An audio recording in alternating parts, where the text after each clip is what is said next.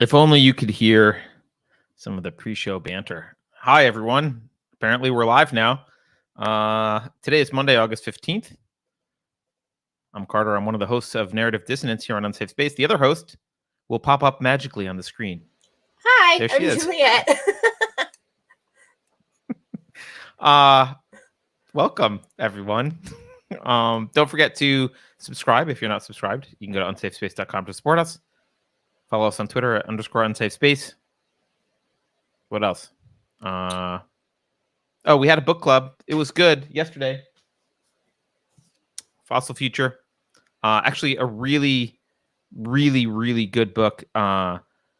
Not just for understanding the climate change and fossil fuel industry issues, but more broadly, really great framework for thinking about and analyzing complex problems that require experts. So most of us aren't experts in things, and there's a lot of stuff like climate change where there's a whole bunch of experts that do research, and then people synthesize it and disseminate it and evaluate it, and you end up reading it in New York Times. How do you know what's true? How do you know whether the evaluations are accurate? It's really, really good discussion about that in the book. So I highly recommend it. I don't know what the next book is for book club. I know that Juliet recommended Slaughterhouse-5, which will be a book because it's a great idea. I just don't know when. So we'll schedule that. Are you going to host it, Juliet? Are you going to be the book advocate for that? Yeah, I would totally do that. I really like that book. I just put her on the spot. We didn't talk about this. So, all right, let's bring on our panelists. This week, we are joined by some bitch that I know named Elle. Who's that? Maybe, I don't know. I heard she has an OnlyFans account. I told you that in private. Yeah, don't. Hey, simps. It's not what you think it is. There's just not a thing. We're joking. First off, the list of things for sale is feet pics for $10,000, and that's the end of the list. So, no, as I was telling Carter before the show, in confidence, Carter, when I got deplatformed, I just share all of your personal information. It's fine. I've told people this before, and you can still go see it yourself. When I got banned from Twitter the first time back in November 2020. I genuinely was kind of exploring all the different options for social media sites. And I did briefly consider creating a page on OnlyFans just for sharing posts and stuff, because they were other people were doing it at the time. Other kind of more conservative leaning people were doing it at the time. And they're like, yeah, no, they don't censor because it's you charge a membership to do it. So I was like, well, if people have to pay $1 a month to read my bullshit, then, that's going to filter out a lot of the, targets on my back or whatever. But then I just decided not to do that. But you can still go to I don't even know what the URL is, but yeah, no, I don't. We'll find it and put it in chat for everyone later. 32. I'm 32 and a half. I've hit that wall. I'm not gonna do that, but all right. If you don't know Elle, she's not actually an OnlyFans star, but she is a Gab star. Not yet. Up and coming. And probably one of the most banned people I know. Banned from Twitter lots of times. Twitch now, which we'll talk about. YouTube. Whatever, everything. Discord. Discord. Oh yeah, Discord. That was a fun one. Yeah, that was fun. Yeah. So yeah, I'm like an internet vigilante. Yeah. So to welcome Elle, and our other guest today is Alex Miceli, who is the host of 451 Degrees, which is a show here on Unsafe Space all about censorship. And I was talking to Alex, and she was like, "Oh, I know Twitch's user terms of service and what they're likely to do." So I think, Alex, you're not surprised that Elle was banned. Is that correct? No. When I saw the reasoning, I knew exactly what was going on. They had said last year, they announced that they were going to start banning people for things that they do off platform, and that they were going to hire outside investigators to start looking into people's behavior on other platforms. There's a big reason why I don't do a lot with Twitch, and that's one of them. And the other one is probably the weird stuff that happened with a gaming streamer called Dr. Disrespect that I'm not sure any of you have ever heard of. Well, let's talk about that later. The main reason I don't use Yeah. Twitch is I suck at video games. What about you, Juliet? I really only use Twitch to watch Elle's stream, so now I just don't use Twitch anymore. Bye, Twitch. Yep. Well, I mean, so originally the reason why I set up with Twitch, because a lot of people are like, why were you on there? I was like, listen, I've been streaming on a different platform called Foxhole from the start, which my friends built themselves to be resilient and uncancelable. I did stream on Saturday was my last stream on DLive. I'm moving over to Odyssey for that one. But I started out on Amazon because it was kind of I figured it wouldn't last long. It actually lasted almost a year, which was kind of surprising, to be honest. And we had contingency plans in place, and it had a lot of integrations that were great. They paid me on time. Like, there was some good things about it, but realistically, I shouldn't have been on that platform for as long as I was. But it kind of just became a bit of an experience, or like an experiment. But you know, it is what it is. So wait a minute. Can you tell us? I mean, I saw the screenshot of that you shared. Tell the story of your banning. Well, I was taking a nap. And I wake up to a text from someone who does a little bit of work for me.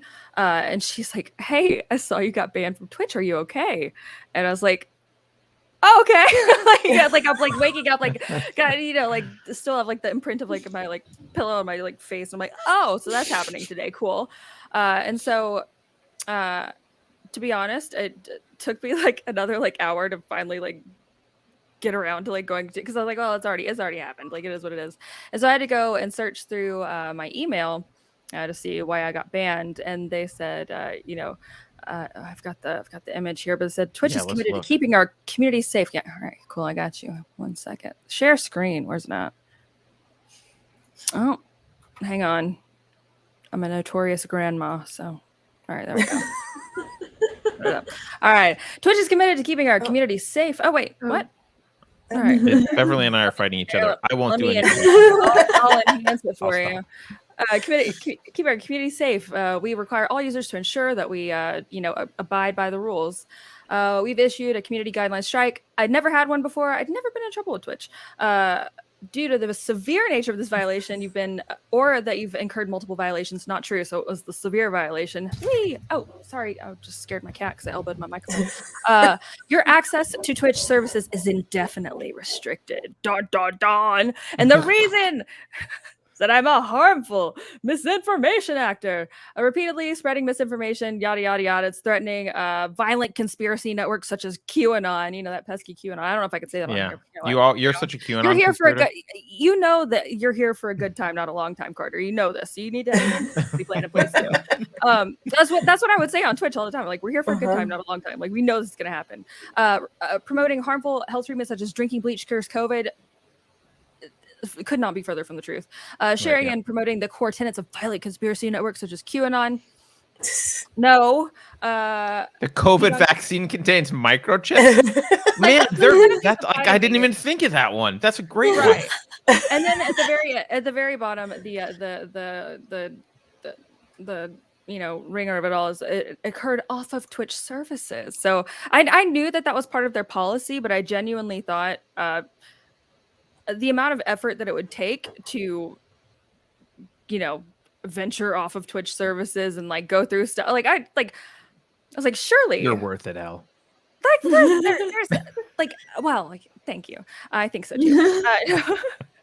No, but seriously, I mean, there's like a year's worth of video recorded every hour on Twitch. I was like, or something like that. It's like a mind-boggling amount of. Or maybe it's like whatever, it doesn't matter. The amount of time it would take someone to do that, and to someone out there got upset and I assume turned me in. Of course. So yeah. Honestly, I should thank them because so far on Rumble, I've had double, triple, and quadruple the viewers that I ever had on Twitch, ever, after 120 shows. And the community there is amazing, and it's been great, and everyone was super supportive and wonderful. So honestly, I should have made the jump sooner. So every now and then, honestly, a canceling event, it usually ends up being the kick in the ass that I need to become more resilient and learn, how to do it elsewhere. So there we go. That's the So story. wait, can you scroll up for a second? I just want to read the title Sure. of that thing again. It's just it's Harmful from misinformation actor. So Yeah. I first of all, I just want to say congratulations. Is this your Thank first you. acting award? No. The New York Times once called me a banned account with a profane name. Oh, So okay. Well, still, Just, like, congratulations. Put this. second You foray should have a into trophy that. made. As a harmful misinformation actor. That's very This can be my trophy. It's a Red Bull. okay, fair enough. No, I mean, honestly, it's part of it. Like, it's not like the thing is that I like, while it's fun to make fun of these kind of things, sorry, I'm gonna stop sharing my screen so I don't pull up some random something of my own. What's up, Paul? You don't want to pull up your hi, OnlyFans Paul. account. That will get us banned. No, right. Well, no, yeah, I don't want to show my Gab account. Well, Or you know, that's it is It fun is. to like talk about like what happened to me specifically. Like the thing that I think that one of the things that frustrates me the most in the kind of sphere that the alt tech type people are in is that oftentimes the same people that will sit there and decry, censorship and say, don't let big tech silence us. Make sure you follow us on our Substack or, subsequent social medias. Like they don't actually give a single fuck about what happens to the people who are like, below them on the social media totem pole. And like we saw this happening again with Alex Jones recently. He's like, regardless of whether or not you think that, what he said about like $45 million is meant to ruin him. And the timing could not be more iffy, right? It's meant to absolutely ruin him. And if, Rachel Maddow and Tucker Carlson can both claim, we're entertainment, and so you can't take anything we say seriously, then why can't he, right? Maybe it's not entertainment that people actually find funny or entertaining, but why is the, justice system, why is it so punitive for, what could easily be passed off as an off-color joke or whatever, and you have people like Alex Berenson, which I really admire him for his work on COVID for the last couple of years. He's brilliant, but he just he's on Twitter still doubling and tripling and quadrupling down on it, saying that Alex Jones deserves every single thing that he's gotten. He deserves to be ruined and penniless and like turning tricks on the street. Just because of his Sandy Hook comments? Yes. 100%. I mean, even if they're wrong, which they were, the questions that actually, you know what? It's human. I can't say any of the stuff that I want to say here. It's human nature to want to ask questions, and there were enough inconsistencies and weird things that happened that were worthy of asking questions. And if they're offensive, then so be it. I have a question though. Did he just ask questions, or did he say? Like, did he accuse parents of being actors directly, or did he just like question it? I mean, I know that he did confront some people face to face, but again, this happened 10 years ago, nearly in 2013 when this happened. So like, why is this happening 9 years later? Why not press charges then? Right. Yeah. I mean, again, I'm not a big fan of pressing those charges anyway, but even if he did something, it should be like it's a minor penalty. I could see like, hey, you can't go around saying that. You don't know that they're actors. So you think that do you think there should be like a legal penalty for saying something that someone is offended by? That's a slippery slope. Okay. No, I don't. Okay. I'm saying I could see in our system where we do have a thing that's defamation. So I could see someone trying to make a case of like, oh, you accused me of being an actor. That's not what they were. That was not what they were even making a case for, though. That's not even what they were. What was their case? It was for like harmful, like punitive. I don't know the exact term. I have it written down here somewhere. So like you hurt my feelings in legal language. Yeah. And why is it just this specific family when there were, more than one family involved? Yes, right. Right. And then so another none of the other families have that mentality, right? And then Alex Berenson did that, and then Katrina Pearson, who used to work for Donald Trump, like. Who, when you go to her website, katrinapearson.com, say, don't let big tech censor us, is saying the same thing. Like, he deserves to be ruined, destroyed. And like, they don't mean, don't let big tech censor, you or me or Right. people who are lesser than. They mean them. You know, it's all about maintaining that like status and like their place in the hierarchy, and they will do anything, including throw you under the bus and say that you deserved it and that, you know, you should have been and sorry, I know I've been monopolizing all of the conversation, but it's been firing me up lately. So No, it should. Well, no, I mean, it makes sense. It's kind of not about like me. It's about this whole thing, is what I was saying. Yeah, Sorry. no, I get it. Like, to me, like, a lot of the problem is when we see some big name or someone getting censored or, you know, taken to court over something they've said. I always question how many people who are much smaller than them are getting hit with the same penalizations that we're not seeing. We don't hear about. We don't know about. Like a regular, everyday person getting something, and it's not okay that like we only care when it's something big. Like the big ones are important because they get people's eyes on it, but it shouldn't be like this specific case. It should be all of them based on this idea that you can't say anything without getting in trouble, either through people saying, oh, you hurt my feelings, so kick them off the platform, or I'm taking you to court because I just really don't like what you had to say. Like, these are not good. Same thing with firings. Like, we should care about that on principle, whether or not the person is big or small. And a lot of people just don't recognize that. A lot of people are very selfish about whether or not they got censored. And because they have kind of a fuck you, I got mine attitude about it, when they, you know, manage to protect their spot. And it's a serious issue.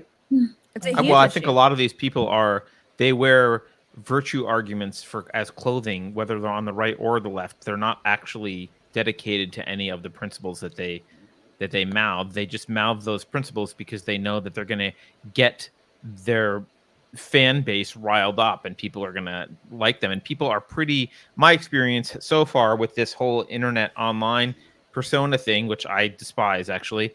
I don't actually. Yeah, sorry, I just don't. It's not. Like it's not it. the fun part of it, to be honest. Yeah, but one thing that I've noticed is people are really stupidly naive and willing to believe, like, oh, so and so really believes this thing they're saying. They must be, and like, you know what? 9 times out of 10, they don't believe anything they're saying. They're two-faced liars that are just trying to get power and raise in status. And like that's been one of the most blackpilling, disappointing things for me to see in the last several years, just doing this generally. Well, I think oh, sorry, go ahead. I was just going to say that I'd noticed in 2020 a lot of people rising to the top in anti-woke intellectuals who really did not walk the walk. They were just doing it to gain followers and money, and it was a grift essentially. And it was as time wore on, it got easier to see them because they would fall back on not actually having principles. But some people just never gave up on them because they're like, because of the persona thing, and they were like, I still love them, and it's like, but they have no principles and they lied to you, and how are you okay with that? Yeah. Well, it's a lot easier to forgive glaring flaws than to admit maybe you were wrong about someone that you admired. But I think, Carter, one of the things that, like, you know, having a uniquely kind of behind the scenes and a little bit more insight on these things than maybe your average person might, I think it's important to talk about it and to like be critical of it. I've been really critical of Truth Social. For those of y'all who are not on there, because they censor people all the time. They have this automatic AI called, Beehive? I think it's called Hive AI, actually. And I think it's Hive AI. I think you're right. And it's based out of San Francisco. And so they don't ban you on Truth Social, but they have an AI that will come through about 5 seconds after you post something and just delete it entirely. Which I think is worse, by the way. That's slimier. It is worse because you don't even, like, sometimes you don't even notice it until like way later. And by that point you're like, well, did the post actually go through? Like, maybe it was something on my end. Maybe I didn't actually hit post. Maybe I, you know, like, you don't know. And so I've been calling that out, and people are like, you know, well, they're doing that because they want to be able to remain on the App Store. It's very important. I'm like, well, if that's all they're worried about is staying on like the Apple Play Store and the Google Play Store and like the Apple App Store or whatever, then like, what the hell's the difference between Truth Social and Twitter other than you don't get a ban, you just get all your shit deleted? Like, really, what's the difference? Like if a platform is being made to be great, I expect greatness out of it. And you could argue, oh well, the algorithms and the AI and all of that, like it needs to be fine tuned. But like the things that are being deleted still to this day are concerning. And I have a whole folder where I've been documenting it, and I'll post on there as I post like the bigger stuff on there, but like it's not the kind of platform that I feel like you could really embrace fully, because it won't embrace you back and like actually allow conversations to be taken place. Yeah, I mean, I don't mind if they're honest about it. That's my big thing is just honesty. If Truth Social said, "Look, we're an alternative to Twitter, but we want to be on the App Store, and that's really important to us, so this is what we're gonna do," I'll be like, okay, I don't want to use you because you suck, but probably don't name yourself Truth Social and brag about how you don't censor, because right. You do censor. Like you have to say, it could be like, hey, Twitter, like differently censored Twitter alternative. Like, okay, that's great. Maybe not the best name. You won't lose your whole account and all your connections, but like you will have your posts routinely deleted about 5 or 6 seconds on a delay. And so it does kind of like gaslight you and going, well, was it on my end? Was it on their end? Because you don't get like a pop-up that's like, hey, your post was deleted because of so-and-so. It's just like gone into the ether. Like, I don't know. Gab doesn't have an app, right? On the App Store or Google, or they do? No, because they won't censor the things that they want them to. That's one of the things that they work on. I mean, Gab's not perfect, and it's definitely really glitchy, and people get upset all the time about stuff they see on Gab. And I was like, that's what moderating your own content looks like. You're going to see things more often that you are fundamentally going to disagree with, and that is what a block button is for. You can add filters where you don't see like specific words ever. Ever, you can create like your own filters and blocks, but like when people actually get confronted with what actual free speech looks like, they usually realize they might not be ready for it. But like, I don't know. But that's what happened in a free speech, free market kind of environment. If you let it be that chaotic, what ends up happening is influencers that people trust end up becoming curators, and so I'll say like, okay, well, I'm going to follow Elle and Juliet and whoever. Like, these are the people I'm going to follow, and I'm going to trust that they're giving me the information I need, because I don't want to sort through the sewer and find everything, and they are. But there's no real way around that. You're either giving that you're either giving that power to people that you've delegated yourself and said like, oh, these are the people that I'm trusting, and if Elle starts posting crap I don't like, or I find her misrepresenting things or leaving out important stuff, like I follow someone else, right? Like, okay, fine. Yeah. But when it's the platform doing it, there's no alternative. It's like, well, this is Twitter's idea of what your stream should look like, rather than this is Elle's idea of what your stream should look like. You know what I mean? Well, that like we were talking about before, like I know that there's a few things that I could do that would greatly increase the traffic that I get on my pages and my streams, and increase the amount of money that I make. I know that I could do them. It would honestly be pretty easy, but I would have to become a persona and become a few different canned phrases and stick to a couple of like, super popular hot topics of discussion, and I'm flat out not going to do that. But people find out those kind of formulas, and it I don't know. Right. Yeah. If the formula you follow, often they follow people who are making the actual insights themselves and then repackaging it, and just like I get sent stuff all the time where people are like, look at this person. I'm like, yeah, that's what they do. Like, but trust no one except for me. Yeah. So wait. So your offline behavior got you banned from Twitch. That's lovely. Well, I think it was my online behavior, but it was off Twitch behavior. Yeah. Sorry, you're off Twitch. Yeah. I don't think who they knows what your offline behavior. They're in my bushes. Shit. Yeah. They're gonna watch me like hunched over my computer like a gremlin at like 4 a.m. Like, she drinks too many Red Bulls. These sons of bitches. I was literally doing that last night. That's why I say that. Off platform. Thank you. Cite just that was what the word I was searching for was off platform. Oh, what's up, Disney? Alex, what's the other person you were talking about on Twitch back in the day? Dr. Disrespect. So Twitch is huge for gaming, which is why I know about it, because I am a gaming streamer, on top of all the other stuff. And a lot of people for years have been saying to me, Alex, why aren't you on Twitch? Why aren't you on Twitch? And it's mostly because for years I found their business model of how to become a partner and make money not that workable. And I also found the culture a little bit too toxic for me as a female gamer. I hate to say it that way, but literally the idea is that I would have to show my boobs all the time and not necessarily actually play video games and say the dirty jokes. I know. Welcome to the internet, Alex. I know. And I swear to God, I have simp repellent or something, because they show up. One shows up every once in a while, and they're like, "You're so cute." And I'm like, I just don't say anything or reply to them, and then I never see them again. And I'm like, that's fine with me. I know I didn't want you around anyway. But I didn't want to do it, and I know that that's where most gamers stream and everything. But then in 2020, June 2020, Dr. Disrespect, who's one of the biggest streamers on there, got kicked off midstream. He just found him and his team, he doesn't know, or he didn't know at the time. And then he was not streaming for more than a month. He lost EA and Activision as sponsors. That's how big this guy is. Yeah, exactly. He's also a game developer and a big competitive player. He's got 2.4 million followers on Twitter, so he's huge. Not small potatoes. Yeah. No, he's one of the biggest gaming streamers in the world. And so they kicked him off, which means they were making money off of him, by the way. They were making a pretty decent haul off of Dr. Disrespect. So they kicked him off. He was off for streaming for more than a month, I think, before he got his YouTube up and running.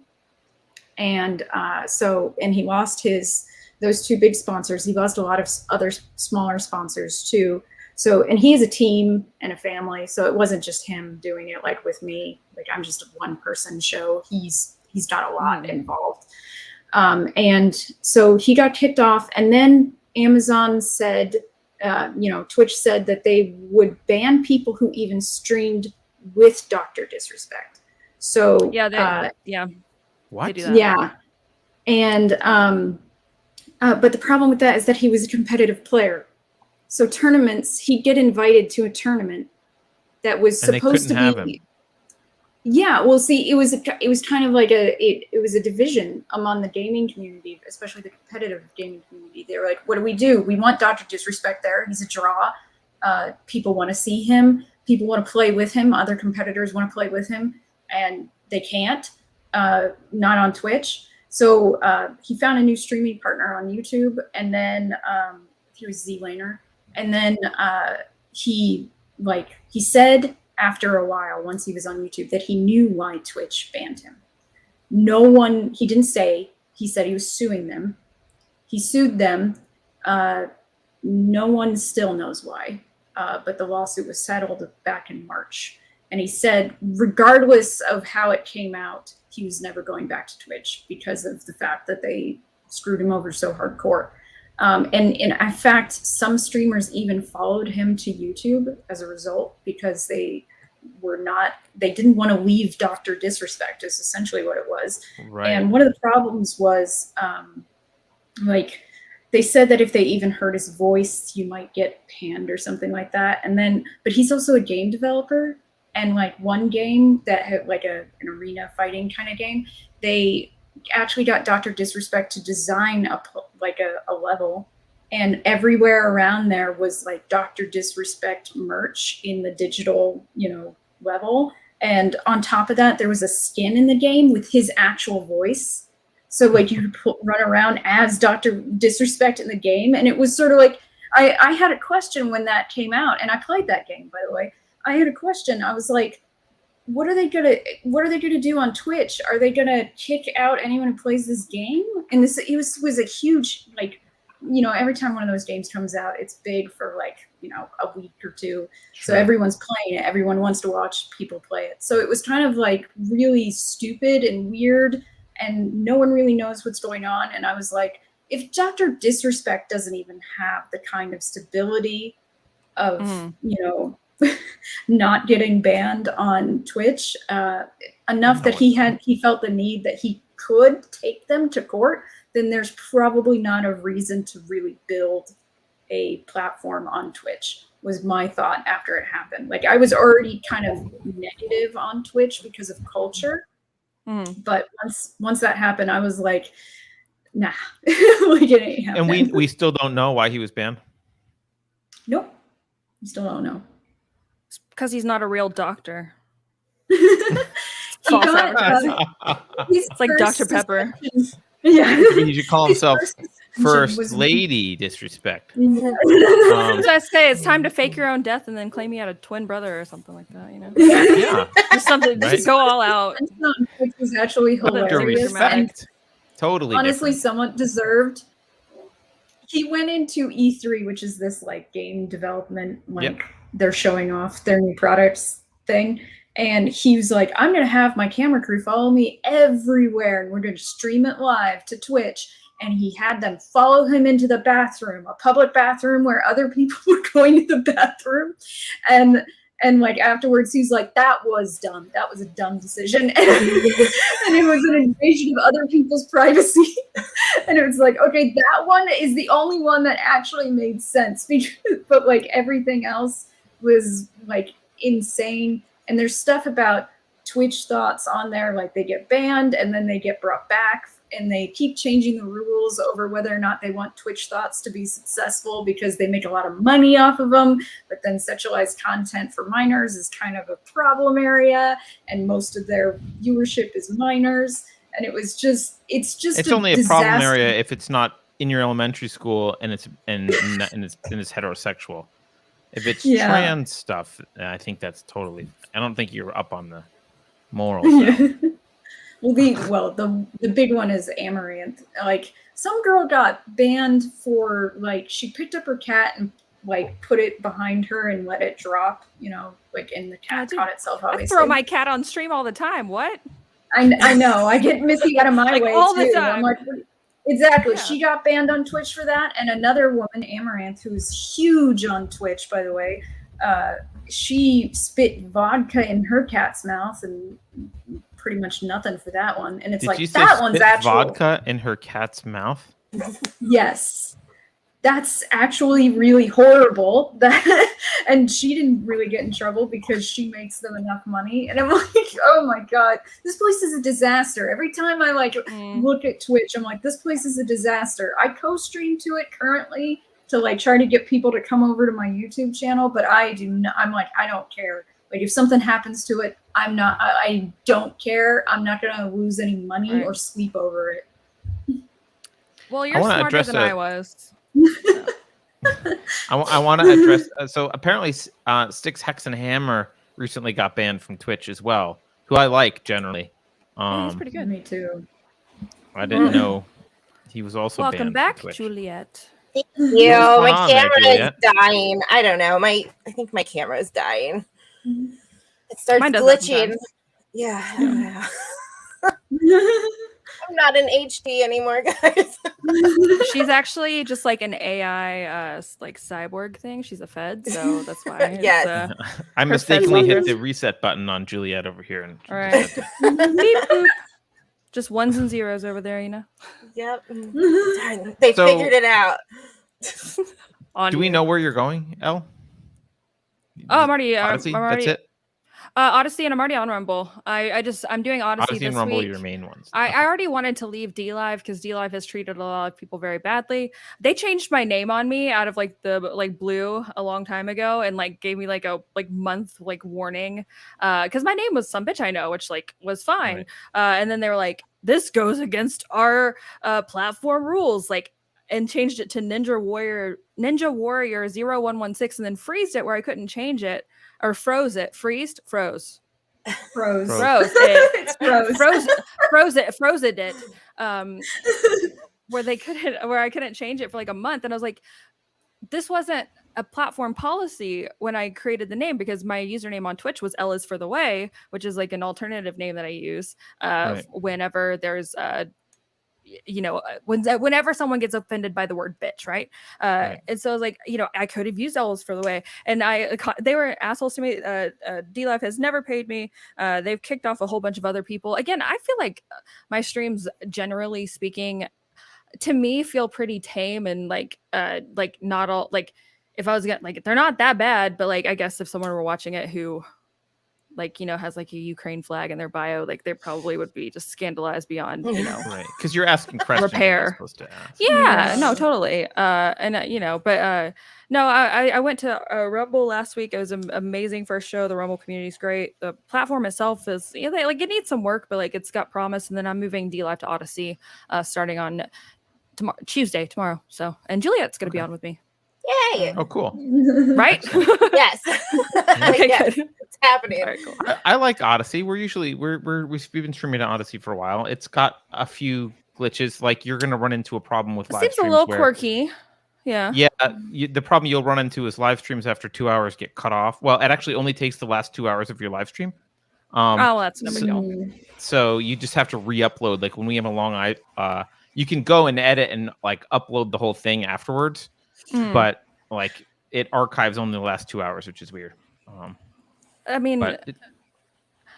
You do have to pay for Rumble, and part of that is like your bandwidth and like terabytes of storage and all of that. So I guess probably I don't maybe that was just a lack of them being able to afford just hours and hours and hours of stored footage. I mean, that's a lot of. It's kind of weird that you have to pay for Rumble, but it is also like a bootstrappy kind of thing you expect from a startup that's like, look, we can't afford the bandwidth and other stuff. So like, okay. Well, I get that. The entry level account with Rumble is $10 a month. I went for the $25 a month one, but you can pay upwards of $100, which seemed like a lot. But it used to be, hello there, Drew/Greg. I went for the $25 one, but it used to be, I believe, 100 or 50, or like it used to be significantly more to even get your foot in the door there. So $10 a month isn't that bad. I mean, I already paid $20 a month for Restream for like it's part of it, and that's part of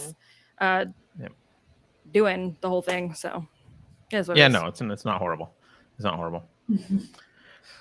Well, does anyone want to talk about anything in the news lately that's not about getting banned from Twitch? Yeah. I got something that I could do, but if anyone, Al, did you say yes? Yeah, Yes. I feel like I've kind of monopolized the conversation though, so someone else go first. So All right. I want to talk about Salman Rushdie. I mean, Okay. Okay. yeah. Well, I mean, I'm a huge fan of magic realism and read a couple of his novels, and I always thought he was a great supporter of free speech, very anti-censorship advocate. And it's so crazy to hear some of the takes people are throwing out there about this, because like someone equated it to drag queens getting attacked at drag shows, and I'm like, I would assume that Muslims wouldn't like that either, but at the same time, I don't see what this has to do with the fatwa from 1989. Like it's crazy the takes everyone is like having on this, and then like I'm glad that he's recovering. Like that's to me, I was like really worried when they said he was on a ventilator, when they showed him getting taken out on a helicopter, that he was not going to make it. I mean, I know he's older, but that would have been before his time. That's obvious. And it's just terrible that someone finally got close enough to him to do that much damage. So I've been paying attention to some of the commentary on it, but can you, I mean, I know exactly what's going on to the letter, but for those of us who don't, or for those of the other people who don't, can you give us like the cliff notes of like what we should, like the like high points of what happened and why? And maybe go in. Not everyone knows who he is and what he's famous for as well. Okay. Well, he's most famous for having written the Satanic Verses, but actually his real breakout if you look at the his career, He wasn't. He was famous for his second novel, Midnight's Children. It was really big about Indian independence and everything. And then he wrote it's his fourth novel. Is the Satanic Verses, which a lot of the Muslim community did not like. They found it to be blasphemous. So I think it was the Iranian leader put a fatwa out on him. Was it the Ayatollah? Ayatollah, yeah, like Yeah. $3 million. $3 million, wasn't it? Yeah. Yeah. So he was often he couldn't do as many like author presentations, couldn't come to universities quite so much, could hardly travel. It was quite a big deal. And like for the ones like more recently, people thought it had calmed down, that maybe he could, just be like a normal writer and everything. But I honestly was like, I don't know that that's the smart decision. I know it happened in '89, but there's a very good chance that they still hold this grudge. I would assume that they do. And that kind of money would make a lot of people, take advantage if they're desperate. And they are also like they have a lot of dogma in their thinking at the same time.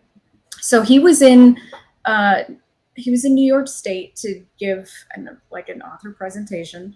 And someone rushed the stage right before he was supposed to go speak and stabbed him several times.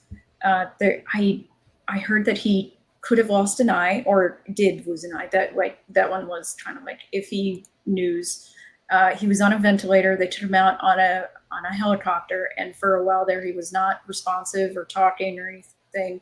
And then I think it wasn't until yesterday that he was off ventilator and able to speak, and even made some jokes, which I was glad to hear. The funny thing though is that some people were making jokes about him being stabbed, and some people, in reaction, some people were like, how did you possibly say that? That's so horrible. And I'm like, I'm pretty sure that Salman Rushdie would be one of the first people to say that they could say whatever the fuck they want. And like, even if it might be too soon. Because he's always been pretty staunch. I mean, he's basically been under threat, life-threatening circumstances for free speech since '89. So I don't think there's anyone we could take more seriously when it comes to free speech. Yeah, I mean, he changed his name for a while, right, to Anton something, and like, yeah. I assume so. When the Satanic Verses came out, I was alive, so because I'm older than you guys. But I never read it, but I know just the title was triggering to a lot of religious people. Like the title itself was massively triggering. Like lots of people who didn't read the book either were used him as a pariah because he wrote a book called The Satanic Verses. Now, someone in chat says in it what he does is actually Dion says this: the book is about Muhammad hearing the word of God, but the book implies that the devil was the one whispering in his ears, not God. And it uses like the most horrific parts of the Quran. So it's definitely not flattering of Islam. Let's put it mildly.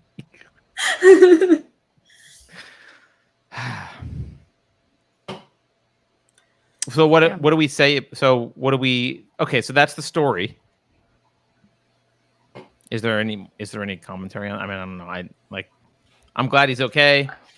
I don't know. I don't really know what else to say. I mean, people have been using it in weird ways to me. Like a lot of people have been using it to say that this is a sign of cancel culture, and maybe it's fed into it slightly, but I don't think cancel culture.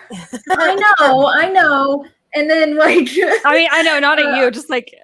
Yeah, I know. And like, but then like at the same time, some people have been using it to say like, oh, this is the consequences of, being of hate speech, essentially. Like the two different sides on it. And I'm like, it kind of predates our culture war. And maybe our culture war like has a little bit to do with it, but they're overemphasizing, I would say, deplatforming and cancel culture kind of things to talk about Salman Rushdie's, recent attack. I don't think it has as big a factor as they seem to take it.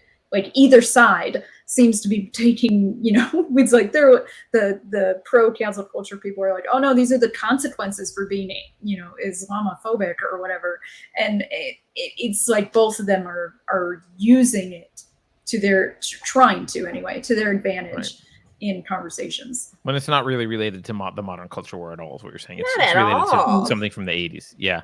Well, Yeah. that, and it's more, I mean, to me, it's way more similar to like what happened, and I'm like totally blanking on the name of that newspaper in France, Charlie something. Oh, Charlie Charlie Hebdo. Yeah, Hebdo. that. Yeah. And then recently, like within the last year, I think there was a French teacher who was beheaded because he'd been accused of saying something Mm-hmm.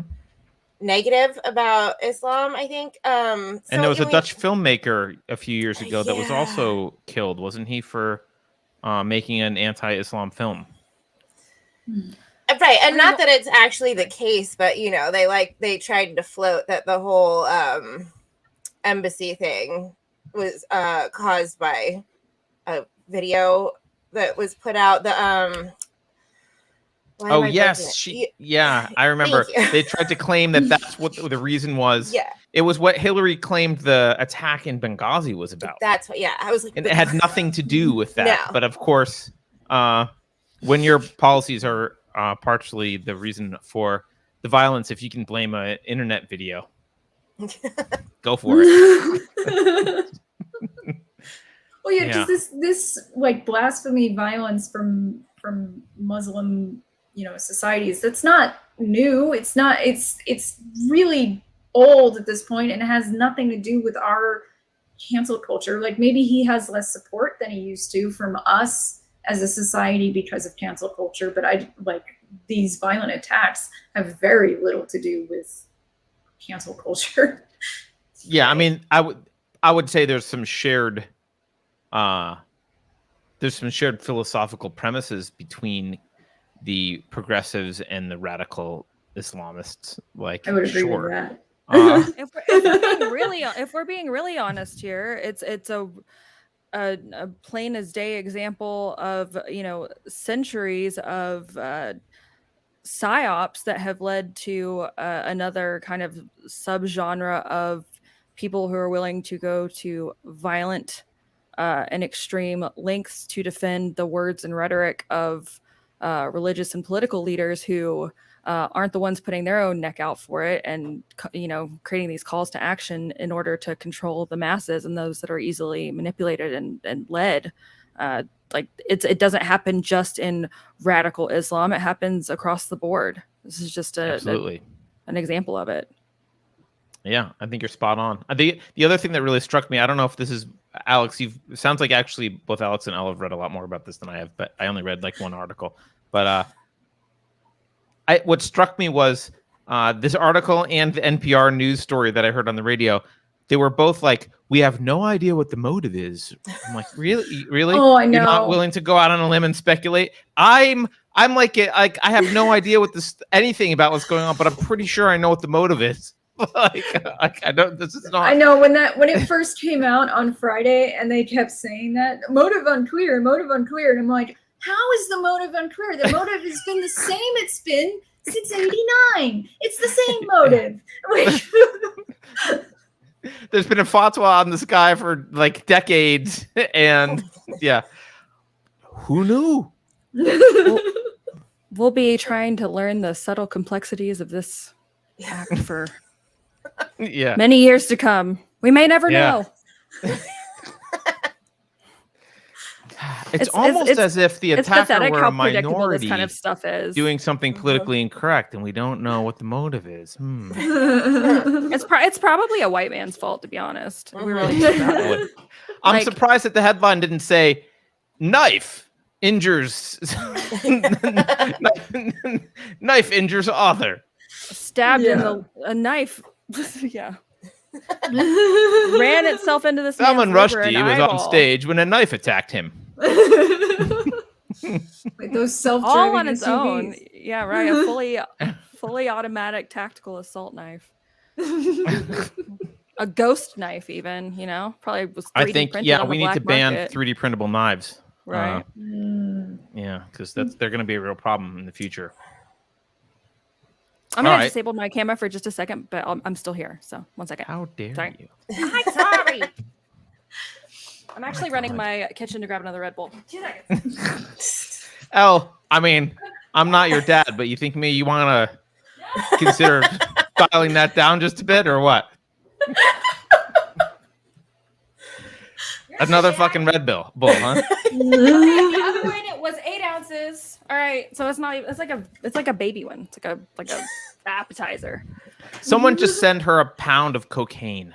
No. Get it over with. Listen. No. All right. No. All right.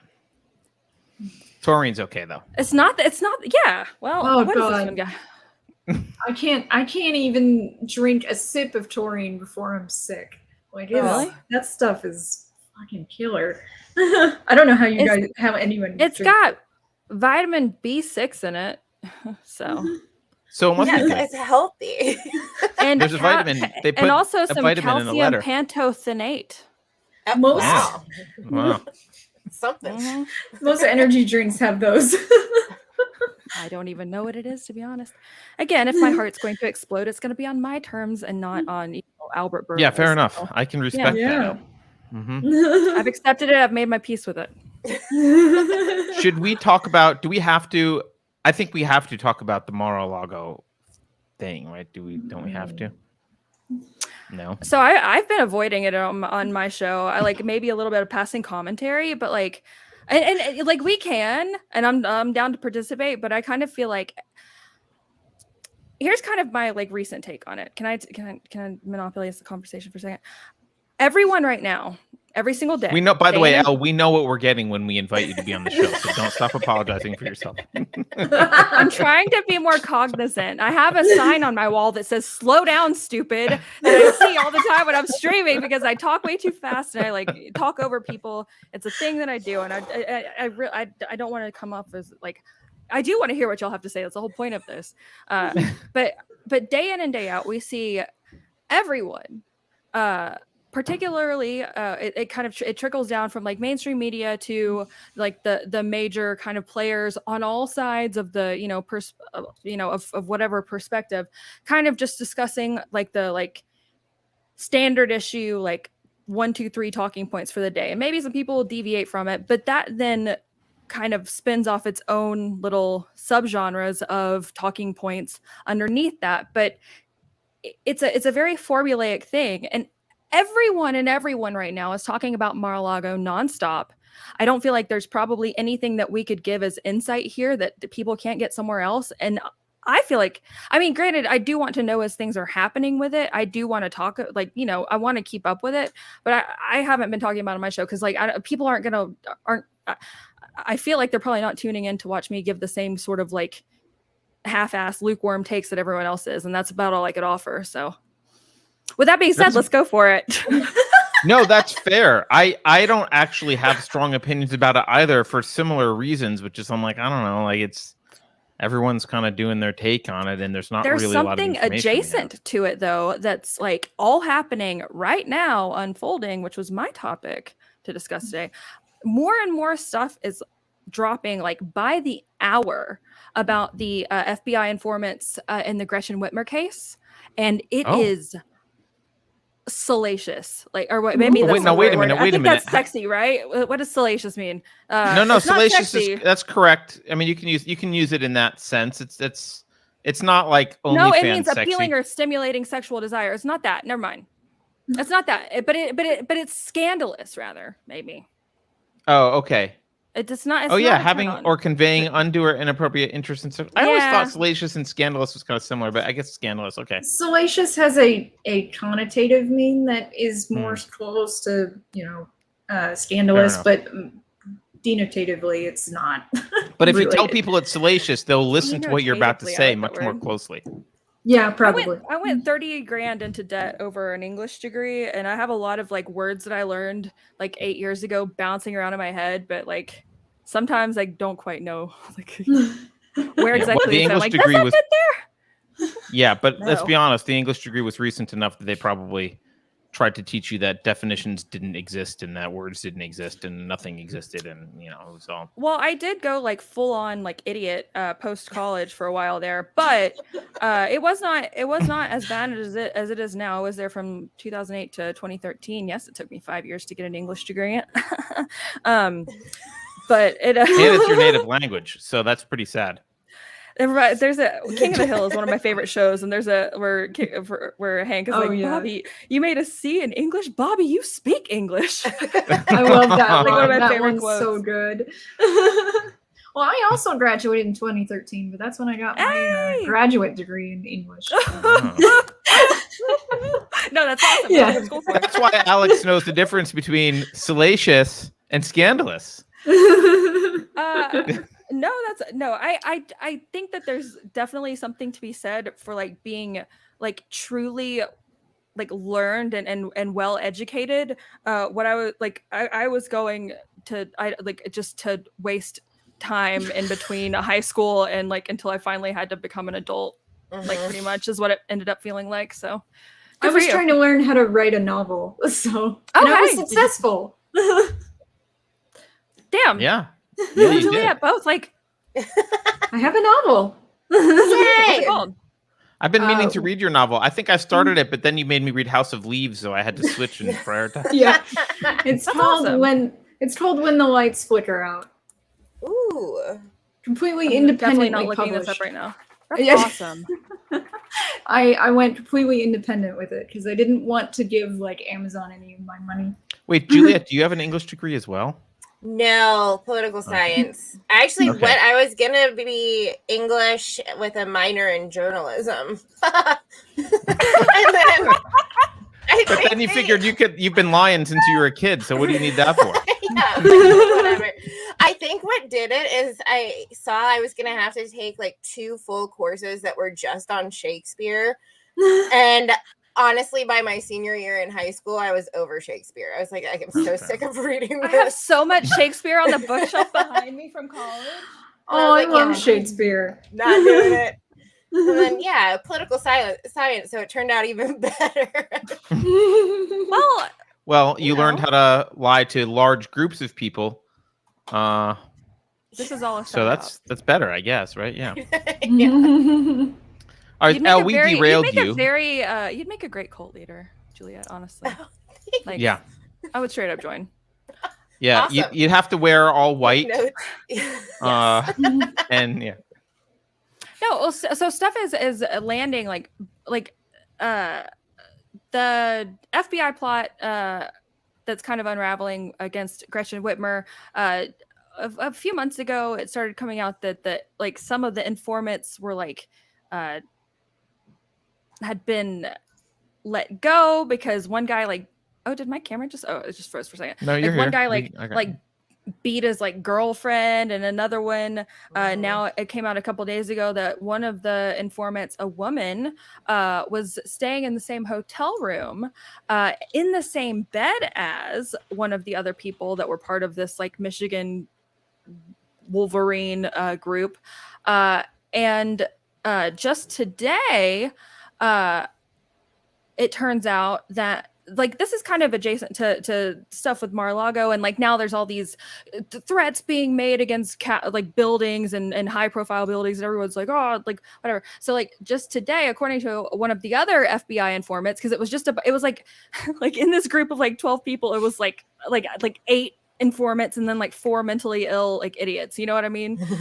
And repeatedly they wanted to disband this group and to stop, meeting as their little militia, and the informants were integral in making sure that they kept on doing it. I mean, we're like getting like direct orders to make sure that they realize that they were all together because of this, and like we're like planting like these seeds of like, oh no, it's a brotherhood, and like again, it was a bunch of like feds in a trench coat and like a few other people that were just didn't want to be around each other anymore, that were kind of being psyoped into doing so. But an FBI informant today said that in Lansing, remember in it was April 30th, 2020, there was that big protest at the Michigan Capitol in Lansing, where everyone went inside and they're like, oh, this is violent, you know, Trump supporters doing whatever. And they were protesting COVID lockdowns, right? And it turns out that Michigan State Police on that day let those protesters into the Lansing Capitol at the specific request of the FBI in order to de-escalate the situation. And so this was kind of all fed through. Again, there's like 4 or 5 people in this group. I don't have the exact number in front of me, but like 4 or 5 people in this group, a bunch of like FBI informants that have been like sleeping with, doing drugs with, manipulating like this group of people that didn't want to be around each other, like paying for all of these, like, training with weapons and all of the, going to the gun range, which like, going to the gun range is fun, whatever. So when that big protest happened against COVID lockdowns on April 30th, 2020, the FBI specifically told the Michigan State Police to let people into the Capitol building in Lansing to de-escalate the situation. And this like landed today, like a couple hours ago. This is huge. This is huge because we're again, this is, happened pre-January 6th, obviously, but we're kind of seeing the inner workings of like how much pull, because I mean, DC, like Capitol Police kind of work like parallel to, but also kind of like separate from the FBI and from federal agencies. And that's kind of like the whole thing that they're running into right now with like Muriel Bowser trying to call in the National Guard. Because again, like there's a lot. Yeah, right. But I need to do some research while you're talking. No. Repeatedly, this is happening, and so like we're kind of seeing again, getting their playbook laid out, play by play, and it's Julie Kelly has been one of my go-tos on this whole situation. She's been covering it like just without fail, constantly. But it's so. Now it turns out, here we go. Again, the Michigan State Police allowed armed protesters into the Capitol in Lansing on April 30th at the specific request to the FBI. It turns out the guy who ran the FBI field office in Detroit on April 30th on that day is a man named Stephen D'Antonio. He was then promoted. Hang on, I've got like this like actual. Right, he's the guy who was in. He was then promoted to January 6th, and there's a bunch of people who are saying this is a conspiracy theory. Hang on, let me find the exact the actual announcement here, because it's like they're like this is a conspiracy theory. Politico's like they're trying to link it, but okay, here we go. So here is the announcement from October 13th, 2020. I mean, wait, stop cam, share screen. Schwa. All right, there we go. So this is October 13th, 2020. Stephen M. I don't even know how do you say this? Dentuono. I don't know. Dentuono, who was named a chief of the Detroit FBI office a year ago, has been promoted to head the Washington field office, a coveted post in the bureau. FBI Director Chris Wray made the announcement Tuesday, just several days after D'Antonio's agents of state police busted up a plot to abduct Governor Gretchen Whitmer. His new official title is Assistant Director in charge. So this is a clear reward for the Whitmer stuff, obviously. I mean, they're not even a conspiracy theorist would say yes. That's not even a conspiracy. I mean, they're saying it. Misinformation actor or whatever the fuck I am these days. A harmful misinformation actor might say. But yeah, I mean, when all the puzzle pieces start kind of looking like they might fit together and people start trying to piece them together, you might get some things wrong, you might get some things right. And what as we continue to find out, the difference between most of the conspiracy theories of late and the truth is about 6 months time or a little bit longer. This is like, again, this is a hell of a coincidence, is it not? It is a hell of a coincidence. I mean, look, even if the plot were real, let me just we can do this without a conspiracy, though. If the plot were real and he really did foil a plot to kidnap a governor of a state, he would get a promotion based on that. Like, that's a thing that gets you a promotion. So he absolutely got the promotion because of that. Now, but now we're finding out all the things they did to make it happen and to make right. it. It also seems like maybe that didn't just land in his lap. Right. Let me just read this for the people who are listening. Entrapment, in criminal law definition, the practice of inducing or assisting a person to commit an offense in order to obtain evidence to be used against him or her, an instant or result of this. So this is something that, like, over the last couple of days, like, more like, I mean, these things are like jaw dropping to me, and these are like so damning. And again, as far as it goes with Trump and Mar-a-Lago, these, like, the things that are happening there, you know, if they actually did like confiscate his passports, then Trump was kind of calling for like some de-escalation earlier, which honestly was like a little concerning to me, because, you know, if someone's calling, like, again, it's not like he's like calling for war, but he was like, all right, well, we need to tone down the rhetoric. Like, I feel like he might actually be worried. And I'm not the only person saying that. And again, subject to change without warning. But like this right here, when you look at something with a couple more years, you know, having passed and the facts being what they are, like, set in stone about what happened then, because it's not, I mean, it's kind of all coming out now, but like it all already happened and it's just kind of being uncovered. I find that a lot more fascinating because there's a lot more like concrete details and new connections to be made. And like, if we're getting a play-by-play of how they can again organize kind of on a state and like the interoperability of like the federal and state like law enforcement offices and how the FBI can kind of order a, you know, police in a state capital to do something like let, you know, protesters into the state capitol when they probably otherwise, I mean, you know, we assume they might not have or wouldn't have wanted to. I mean, we're getting a play-by-play and a good way to look into maybe some leads that we haven't, you know, looked at for January 6th. You know, here in probably about 2 years, we'll be back all together on Unsafe Space talking about, you know, all the pieces coming together about the Mar-a-Lago thing. But honestly, I feel like a lot of the stuff that I tend to focus on tends to be about a year old. Sure, because it's a lot more concrete. Because you need to. We can speculate wildly, but like, so can everyone else. Right. No, and I think, and the problem is they rely on this. You know, everyone's forgotten about the Whitmer thing, so now the truth comes out, and they rely on people not paying attention to that anymore. Yeah. I mean, this is huge. So there's always a kind of like magician's trick going on right now where they're like, oh, look at my pretty assistant, look over there, while he's like doing something, and like you're not paying attention to what he's doing. Little do you know that he's like setting up the trick. But I think that actually is more apt than it first appears, because you go to a magician to be lied to, you know for a fact that they're going to lie to you. And I think at this point, a lot of people realize that they are being misled in some way, but it's really hard to get your dopamine and your need for sensation under control, so that you're paying attention to what the magician is actually doing.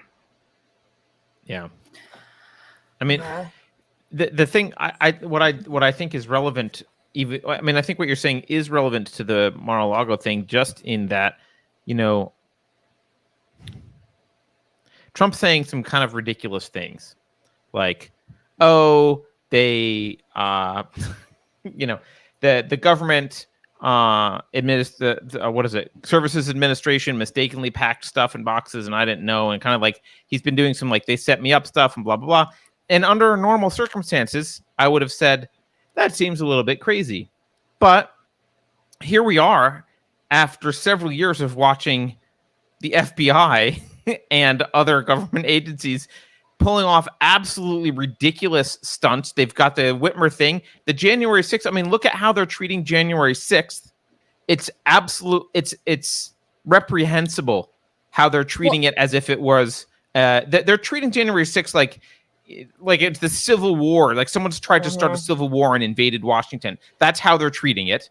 And so the agencies where normally we all might have given them the benefit of the doubt and said, well, they did have a warrant and they did go after some. Now I'm kind of like, I don't know, because I don't trust you at all. Like, is it feasible that Trump is doing something wrong, yes, probably not nefarious. If he was doing something wrong, it's more feasible that it's by mistake or because of ego or whatever, and probably not nefarious. But it's certainly feasible that the rest of the government is doing something evil, because we've been watching them for the past several years repeatedly do psyops on us while they're trying to push narratives that are completely false, telling us that, you know, January 6th was an insurrection and it was the worst thing ever since the Civil War, telling us that, oh, look at the right-wing people trying to kidnap Whitmer when over half of them are, you know, FBI informants. They're doing the same thing right now. There's different like FBI field offices. They've like set up like perimeters outside the buildings and claiming there's all these violent threats coming through online. And when it comes down to it, a violent threat, the barometer for what a violent threat could be someone saying these people are all assholes or something like that, you know, because words are violence and you know, the rosary is now, you know, a violent extremist symbol. You know, like the threshold for what counts as a violent threat is you know, when it's people saying that, you know, to tie it back to what Rushdie, you know, people saying, oh yeah, he deserved to die and everyone who's defending him deserves to die. That's not violent, because that's, you know, just, you know, they can't help themselves. And it's a what was it like Facebook and Twitter both, or at least Facebook, like changed their rules, you know, when people were calling for like the death of like Russian leaders. You know, the rules changed. That's not surprising. But like it's happening again. They're setting because there's a fucking midterm election here soon, and I hate to think about things in terms of elections, but like there's a midterm coming up. It's like all of a sudden, you know, Alex Jones is in court. Like we have not heard a single solitary peep out of like Joe or Kamala or really anybody for a long time, because now the media it's all about what's happening with Trump, just day in, day out. Oh, he's got nuclear codes. Oh, he's got this, that, and the other. Oh, the walls are closing in. Or just add it to that compilation. They don't have to talk about the fact that this, you know, Inflation Reduction Act is arming a whole other paramilitary, like, you know, subsection of like the IRS to come after the little guy. And the fact that like they're trying to push to the ultimate goal with like the whole climate movement is to make it where if you contribute to climate change, then you can be charged as an accessory to murder. That's the whole thing that's being pushed behind the scenes by NGOs and nonprofits. There's a whole bunch of it's like a Tom Steyer, Bloomberg, Soros, Al Gore's son is involved with it. There's a whole bunch of these different NGOs that are pushing to make it where climate change can be listed as a cause of death. And where you've seen a lot of stories about that, by the way, prepping us. Yes, you see it constantly. Climate change can be listed as a cause of death. They're already doing it in Australia. Australia is a blueprint.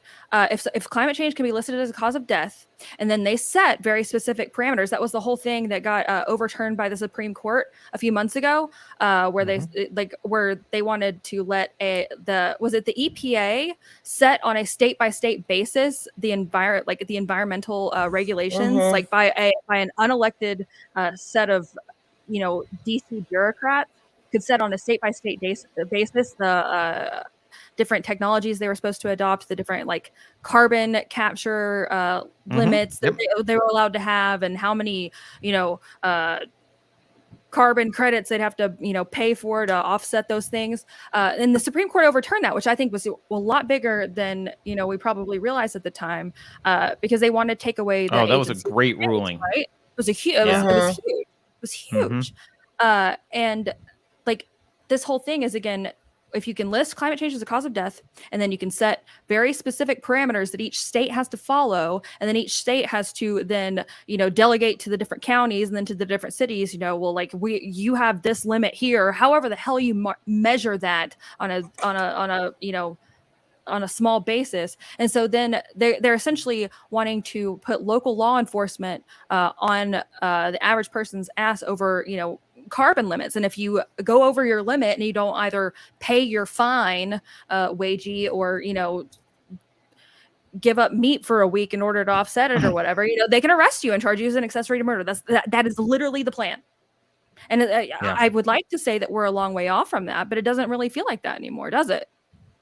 Yeah, exactly. I mean, the other day, Yale 360, and they said, part of making sure that abortion is readily accessible is also because fewer babies means fewer, less climate change. It's like, really, you're just gonna say that, because you're Yale and you can.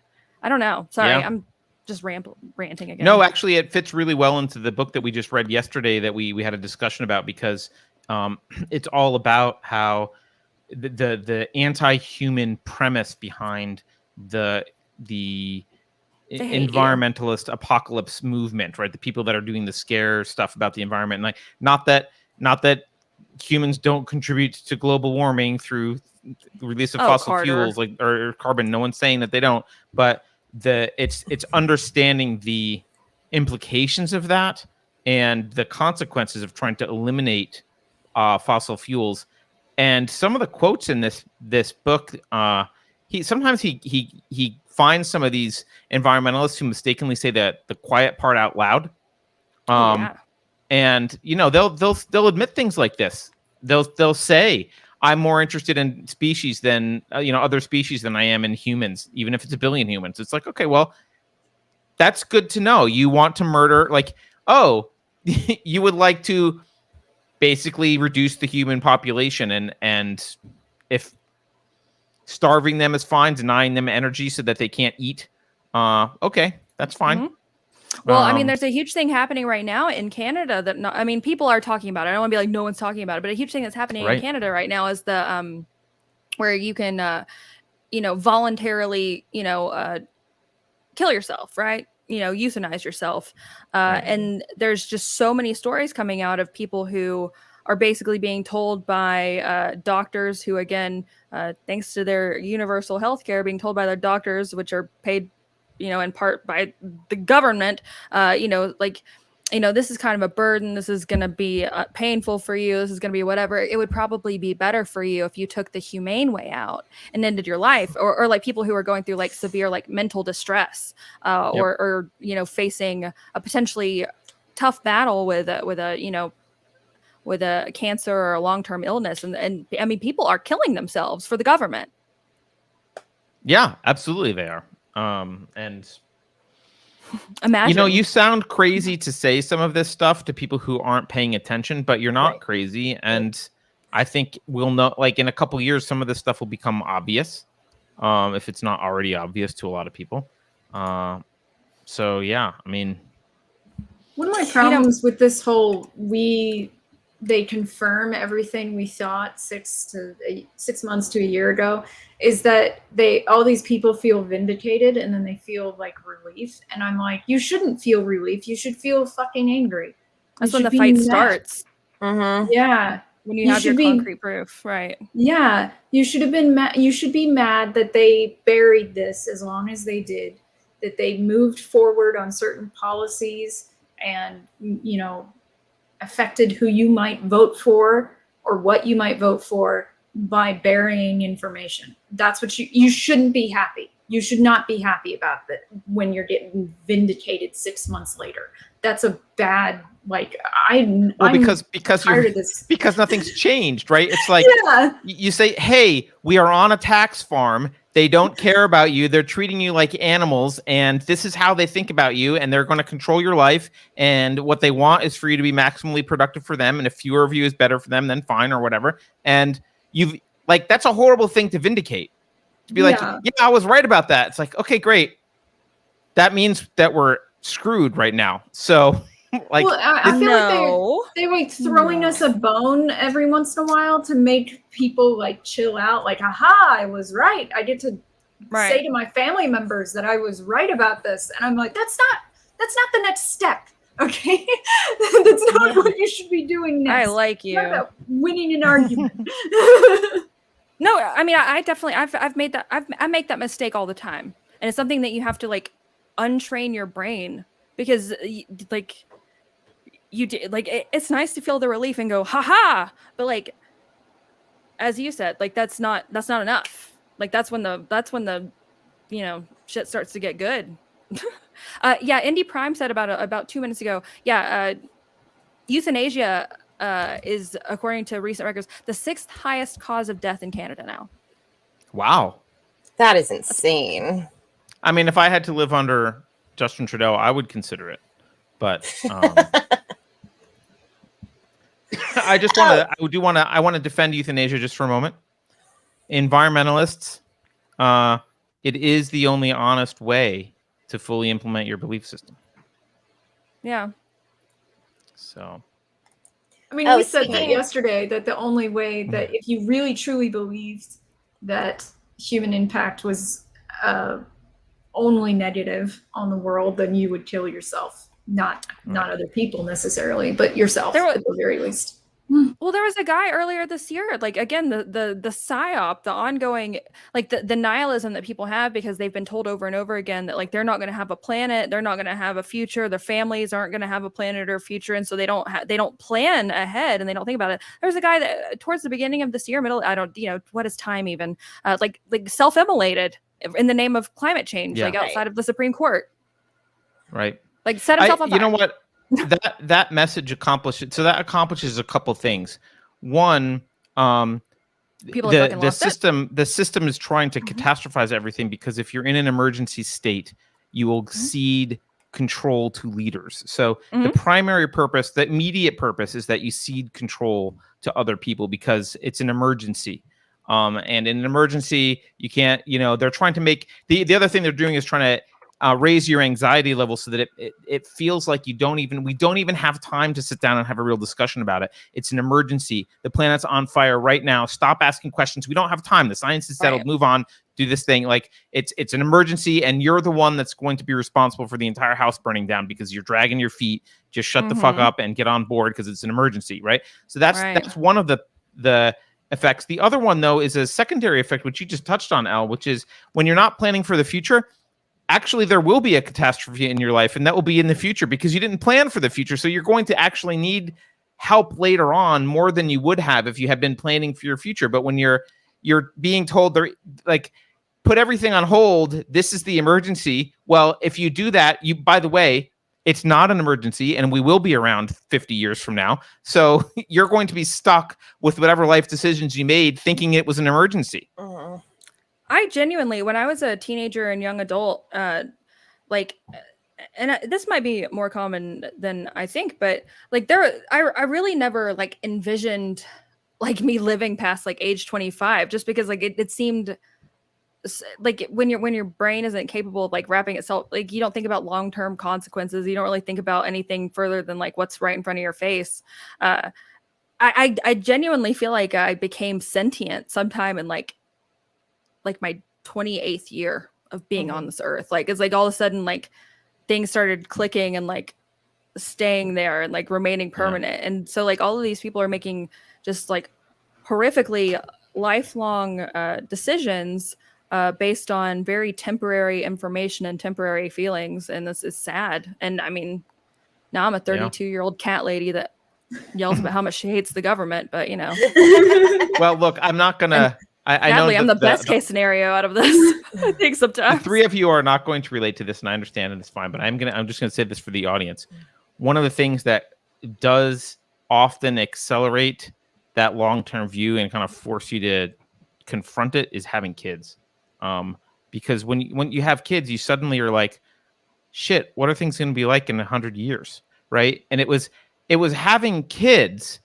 It was actually my child that is the reason that I do this show. Like I do this. The whole reason I started Unsafe Space was because it wasn't right after I had my first child, but it was several years later, and I was, seeing the culture war heat up. It was in 2013 or 14 or whatever. And I realized, like, wait a minute, actually the most important thing for my child is not that she has nicer stuff or we make more money or blah, blah. The most important thing is we need to preserve the products of the Enlightenment because they are under massive attack. And what she needs is political freedom moving forward. That's what she needs. And what can I do to contribute to political freedom? And I don't even know that I'm doing the best thing that I could, but it's something, and it's different than what I was doing before, which was not contributing to political freedom. It was just making money, right? Well, I feel like another way of doing it is legacy building, considering because for a lot of people, having children is a legacy.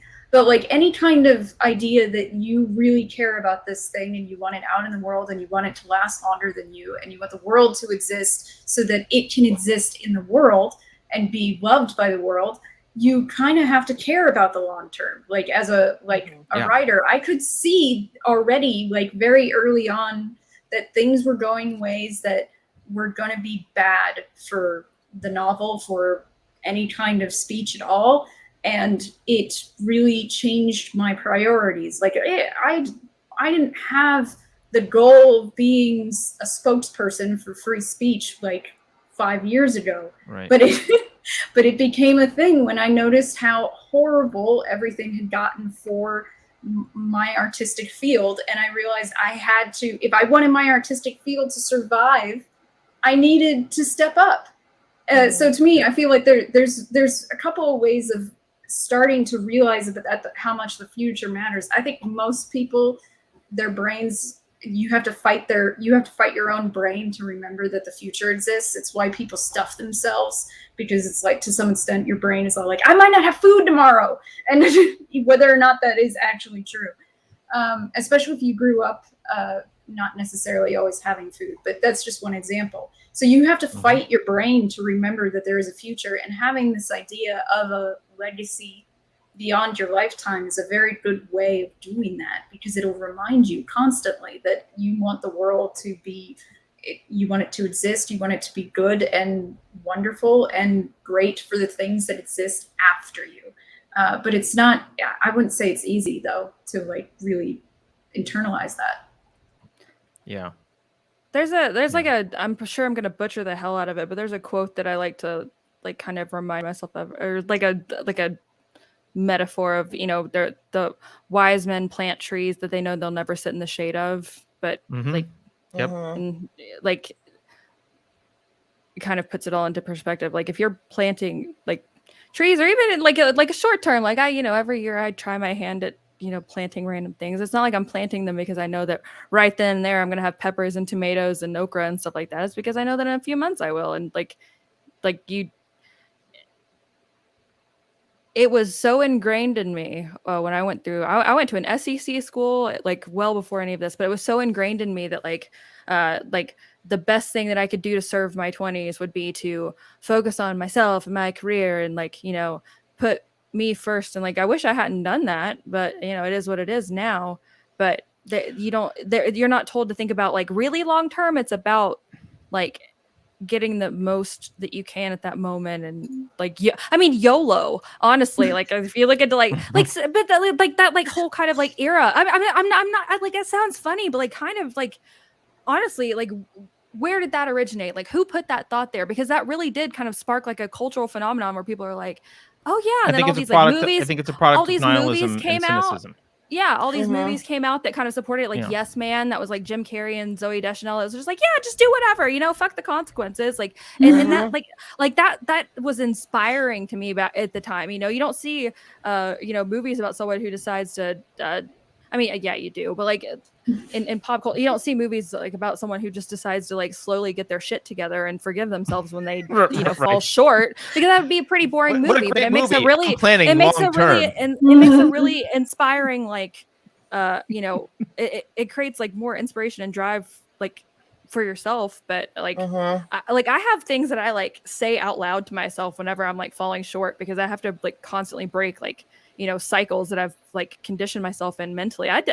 We've all, if you really take the time to think about it, I've all just done like an absolute number on ourselves mentally, like the things that we've conditioned ourselves to believe and to do and to like knee-jerk react as, and like it's a mess, and it's usually painful and difficult to do that. So we just don't, or at least I haven't for the longest. My best friend said something really interesting about YOLO when it was really popular that kind of like changed my opinion of it, like really made me go, yeah, this is terrible. He said, someone said to him once, YOLO, and he said, yeah, and I don't want to spend it with a colostomy bag.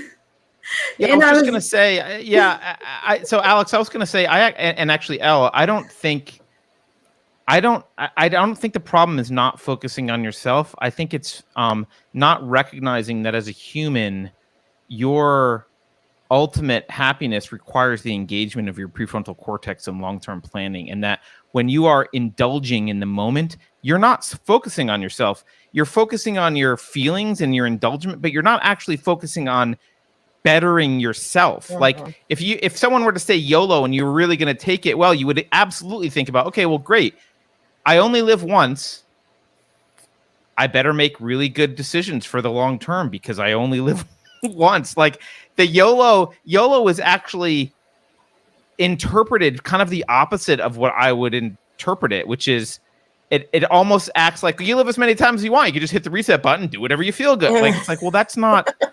If you really only live once, you aren't wildly irresponsible and self-indulgent. You are thinking about what you would like long-term, what your values are, and trying to organize your life in a way in which long-term you get the happiness that you want, not the short-term satisfaction of stuffing your face or doing drugs or whatever it is. But that's not the way that it was carried out culturally. It was people going cliff diving who didn't have the experience and had never like practiced for it, and fracturing their spine and dying. I had a friend of mine whose best friend did that.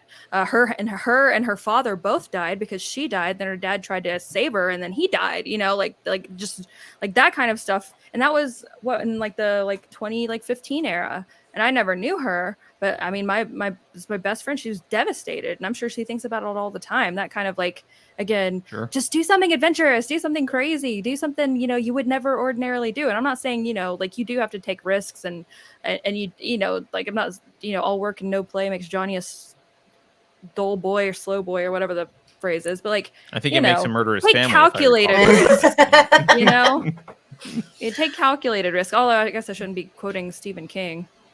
But there's a difference between enjoying your making time to enjoy your life without making that a sacrifice to your long-term goals and values, right? So, sure. You can say it's a special occasion. I achieved something. I'm gonna go out and eat cake and ice cream or whatever is first because it's my birthday. Like, fine, but if you do that every day, because YOLO, then your that one life that you live is going to be shortened.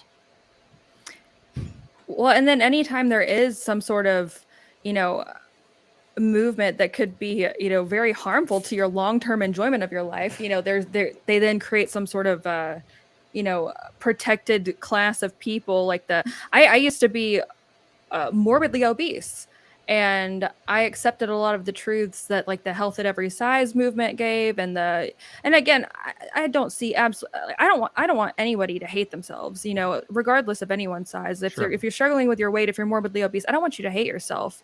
But I accepted a lot of things about myself and was made to believe and truly did believe that they were truly beyond my control. I blame things like PCOS, which most every woman has. And so it doesn't make you special and unique to have PCOS. Many women do. You can have things that make it more difficult to maintain your weight. But I really accept a lot of those truths. And when I finally took accountability and started doing something about it, it pissed me off how easy it actually was. No, I'm not I really got mad because I lost 50 pounds in about 3 or 4 months.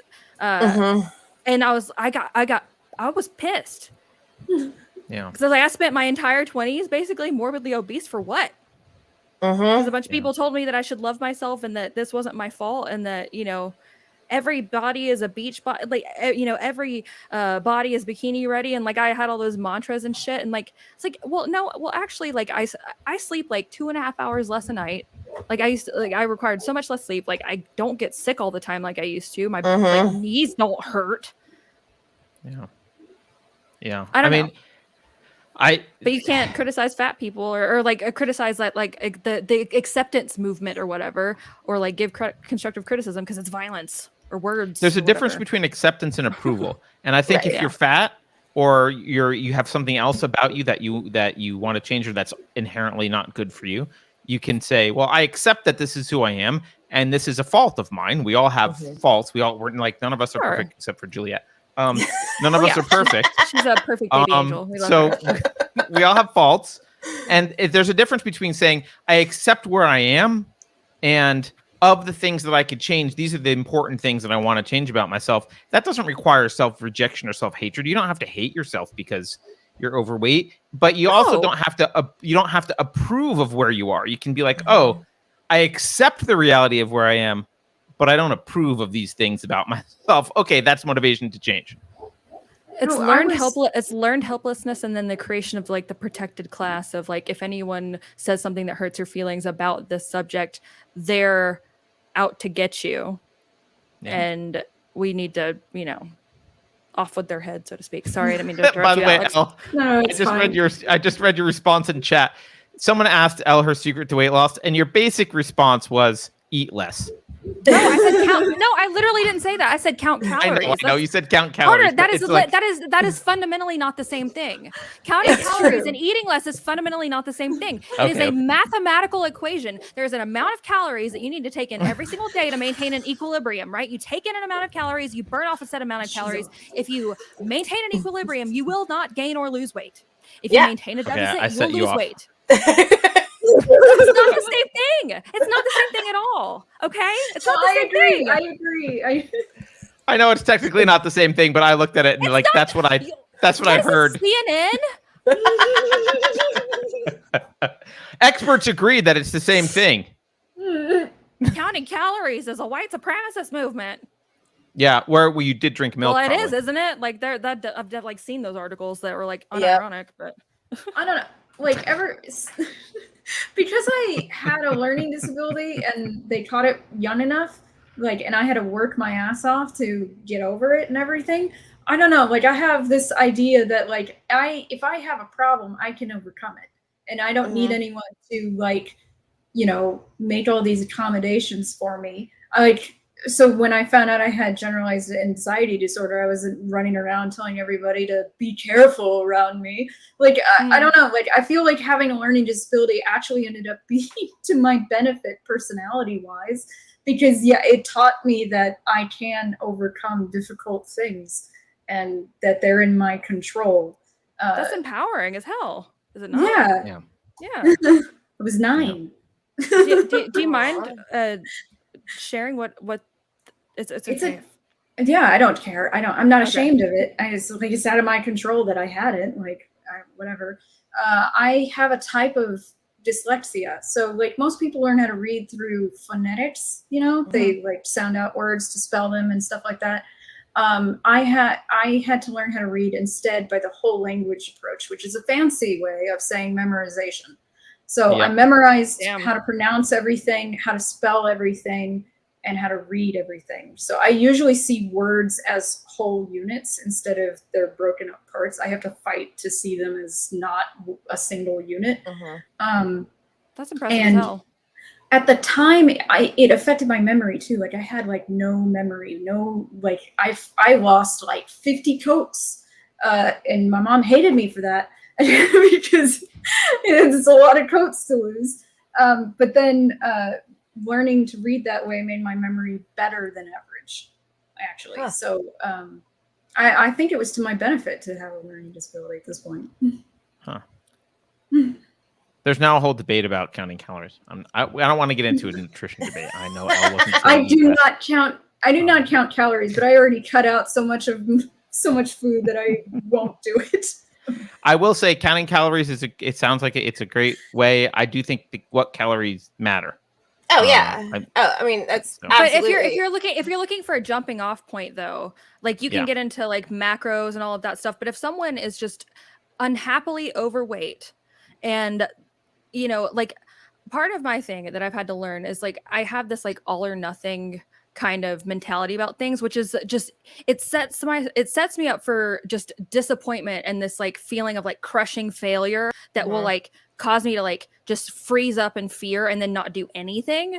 And I've had to learn how to do things, incrementally. I can't I have a juicer in my pantry right now from the time where I drank nothing but cayenne water with fucking lemon in it for a week. And I was juicing my own lemons and I was oh, this is going to be great. And don't drink the cayenne water with lemon for a fucking week. I tried that once. It was horrible. There is no. It makes you not want to do it. Basically, is what it does. Right. It's. there's a lot of things that happen to your body that are like unpleasant. Yeah. But like there's like you know, when people are like very, very unhappy with their weight and very, very morbidly obese, like I was, like I wanted someone to be like, oh yeah, I just eat like a spoonful of grape jelly every night before I go to sleep, and the weight just falls off of me. There is no solution like that. Either pick up a Coke habit or count your calories like an adult. You know what I mean? Like the macros and learning about nutrition. Two equal options to consider. That comes late. Coke is more expensive. Let's be real. That's true, and you might have some heart problems eventually. You might go to or prison. you turn out to be Charlie Sheen. Well, you're gonna have heart problems either way. True. True. Yeah, I lost a lot of weight once from just exercising a lot. I didn't change my diet at all because I already had a pretty. I wanted to. I wanted the energy, and it ended up being really good for me for a while. I slept really well. I was energized. I could do stuff all day, and then I fell out of habit. But I at the end there, I was doing something. I was doing like 20 different workouts in a row, like just a bunch of high intensity stuff. Good for you. Yeah, I did not keep it up though, but I did win a weight loss competition with it. Wow. Yeah, Nice. That's awesome. I go on walks. So do I. It's like I just go outside for my stupid mental health, and it actually like does. I wish it didn't work, but going outside and walking around this little pond I live by is like. Oh, it totally works. I wish it doesn't. I wish it didn't work. The sunlight really, really works. It's helpful, and movement. Yeah. Yeah. Yeah. But what I did, and you can't like go in a video game and get sunlight and work out in the video game. I've tried that. Yeah, you have to actually do it. Welcome to the metaverse. You just invented it again. No, really quick. I'm gonna give you like the 30-second like overview. I kept a food diary for like a month, and I didn't calculate up any of the calories or anything. I just wrote down everything that I was eating, like all of it. And then after the fact, because before I kept I would keep like a little, app or whatever where, you track what you've had and what you've eaten, but I would lie on that. And I knew that I was lying on it, but I was like, oh, I'm not going to include that. So like, I just wrote it all down. And then after the fact, I went back and like added up, like, all right, how many calories am I taking in a day? And there were some days where I would take in upwards of like over like 4,000 calories a day. Like it's like an insane amount of calories every day. Yeah. Well, not every day, but like some days. And then there were some days where it was, a normal amount, but like there were some days where it was like the amount that like a professional like weightlifter or like bodybuilder would be eating. And I was like just like a bartender with a drinking problem kind of thing. So like yeah, of course I was overweight. Not the same kind of lifestyle. And so then after that, now after like in hindsight, turns out that these are not, exactly like great guidelines, but there are. I'm not a professional, and you shouldn't listen to me. Just let me preface this. So if something happens, it's not my fault. But there are like kind of calculators that give you a good, indicator, like where you put in like your height and your weight and like your like relative activity level, and it gives you a kind of like a ballpark estimate of how many calories like you need to take in on a daily basis. And so then, if you maintain about about 3,500 calories, give or take. This is not as exact as I, put my faith in, but about 3,500 calories is give or take about a pound of like body weight. So if you maintain a deficit of 500 calories a day from whatever that like level is, you'll lose about a pound a week. And again, it's not exact, and you should probably like if you like don't listen to me. Go to like a well, I don't even go like doctors are going to tell you that you're happy and whatever. I don't know. They'll put you on an antidepressant. So like, yeah, right. Which is what, no, like that happened to me that though. You're overweight. I It's went that to a you doctor. need this new drug. I did. Yeah, I put you on an antidepressant that makes you gain weight. Yeah. They put me on Lexapro, and I wanted to kill myself. Yeah. Like I mean, that happened to me. So there are not enough doctors out there that pay attention to diet. Like not enough. They do not pay attention to how it affects your brain, your body. Like it's bad enough that they don't pay attention to how it affects your body. I say that chugging Red Bull, but yeah. And then they don't pay attention to what you're eating, how it affects your brain. Like it's ridiculous. There is a movement, I think, where it's getting a little bit. There's I think because of social media, there's a alt industry of doctors who are starting to do that. Like Sean Baker's got a group, and like there's some other people that like they're like, okay, you know what? When someone presents with a problem, a chronic problem, the first place we look is like, what are they eating? Like, what's their diet? That was that hilarious story from Jordan Peterson where he had a woman come in who said she was depressed and tired all the time, and he asked her what she was eating. And she said she skipped breakfast and then she ate a bowl of rice for lunch and a bowl of rice for dinner. And he's like, "You're surviving on 2 bowls of rice?" She's like, "First of all, eat more." And he's like, you don't need a counselor, you need a dietitian. Right. Well, and not to mention, most of us grew up with like the food pyramid that tells you like you should be eating what like 15 servings of like grains a day, and what turns out the food pyramid is correct. It's just inverted. Yeah. And that like fat is actually good, and you know, in the right kind of the fat. war on fat from the sugar industry. Look, I gotta say, the times in my life that I do it, which I don't always do because it's not, but like when I eat carnivore, there's nothing better. Like I have way more energy. I sleep That's way what Jordan less. Peterson's daughter does. Like, yeah, it's awesome. The issue is, you know, I like to have other stuff sometimes. So like I often do like a quasi carnivore thing, and it's like not totally carnivore. So but the thing about like calorie counting and things like that, like being forgiving on yourself, is like people who do like the keto diets or whatever, they're like, oh, I can't eat like a crouton on my salad or else it'll like throw my body out of ketosis or whatever. Right, yeah. And it's like, well, you know what, if you're keeping like a calorie diary or whatever, and like you go over one day, you know what, the next day you just like get back on your wagon. Or like if you're going out to like dinner or whatever, like you can forgive yourself and be like, you know, obviously try not to make a habit out of it, but you're not like you don't throw your body out of like a rhythm that you've artificially put yourself in because you're not eating fucking bread. Like, and that's the thing with like carnivores. Like, okay, well, if you get into it, you can do stuff like once in a while you can break out of it. It doesn't kill you. It's fine. Right. But you can't, I just don't enjoy, like some people can eat steak every day and that's it. And they're happy. But I, you know, eventually I'm like, I don't know. I want a vegetable or a carb. When your story, your example, Elle, of someone like having a crouton on their salad, I find that so like it makes me laugh, but it also makes me a little bit angry because I've seen someone do it before, though.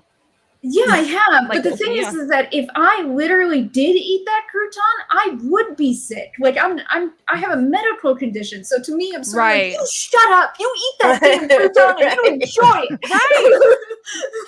Well, that, I mean, I worked in the restaurant industry for over 10 years, and now we would have people who would, you know, say that they had an allergy to something, which like you have to like prep in like a whole different area. And like, again, more than willing to accommodate a serious food allergy or whatever like that. But it takes like a whole different level of like prep and cook time versus like, I'm on an all carb diet, you know, Karen or whatever, like what's the quote? Like Mean Girls, you know, I can't go to Taco Bell. I'm on an all carb diet, like that kind of thing. Like it's like we get that it's a preference, but like if like it takes a whole different aspect of the kitchen, and people like, again, because it became so normalized for a long time, and celiac became like a trendy thing for people to claim that they have. Like I have a friend who has celiac, and she had to have like part of her lower intestine removed. Like that's how serious it is for her. You know, people who are like, I don't want bread.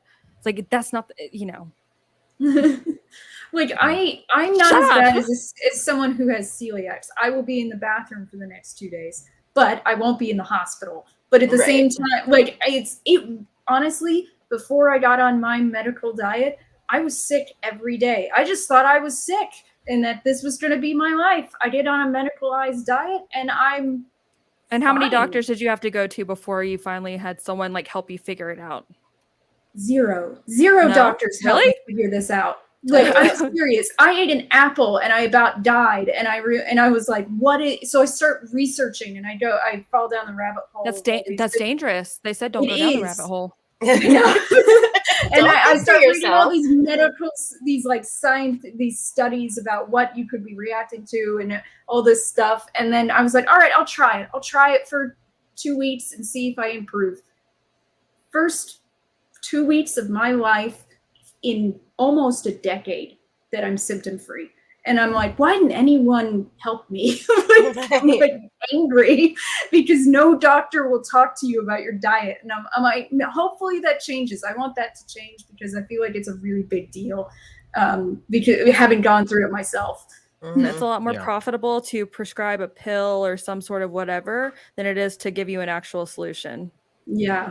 Like, am I saying my diet is fun? No. But it's a hell of a lot better than, spending its actual quality of life. Yeah. Right. Yeah.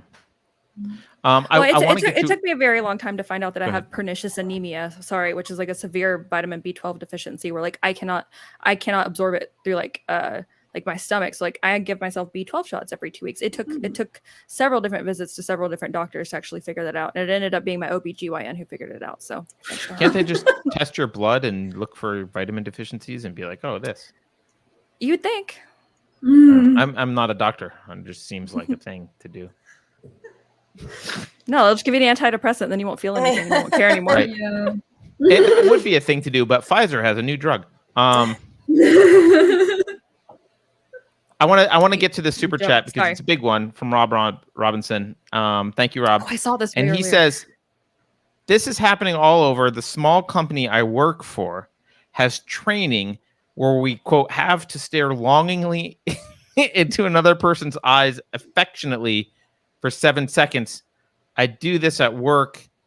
I'm in HR and fired. Yeah, of course, if you do it at work, you're gonna get. Wait, but didn't he say that they were doing that at work? Well, just for their training. So if you do what you do, so I think I know the exercise. It's called obnosing. I think I've done this exercise before. Maybe not. Maybe it's a different one. Maybe that's the one where you like just observe things about someone and say them. I don't remember.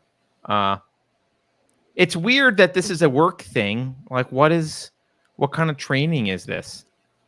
I have a very difficult time maintaining eye contact. Oh my gosh, I couldn't do that. I would be incapable of doing that. Yeah, I could totally do that. I'm usually like staring at like the wall when someone's talking to me, and they're like, "Are you paying?" And I'm like, "Yes." If I don't stare at that wall, I won't actually hear what you're saying. Sorry, like I totally get it. Yeah, I wouldn't be able to. No, I would quit. You want me to look at someone in the eye? It's creepy unless the small company he works for is a cult.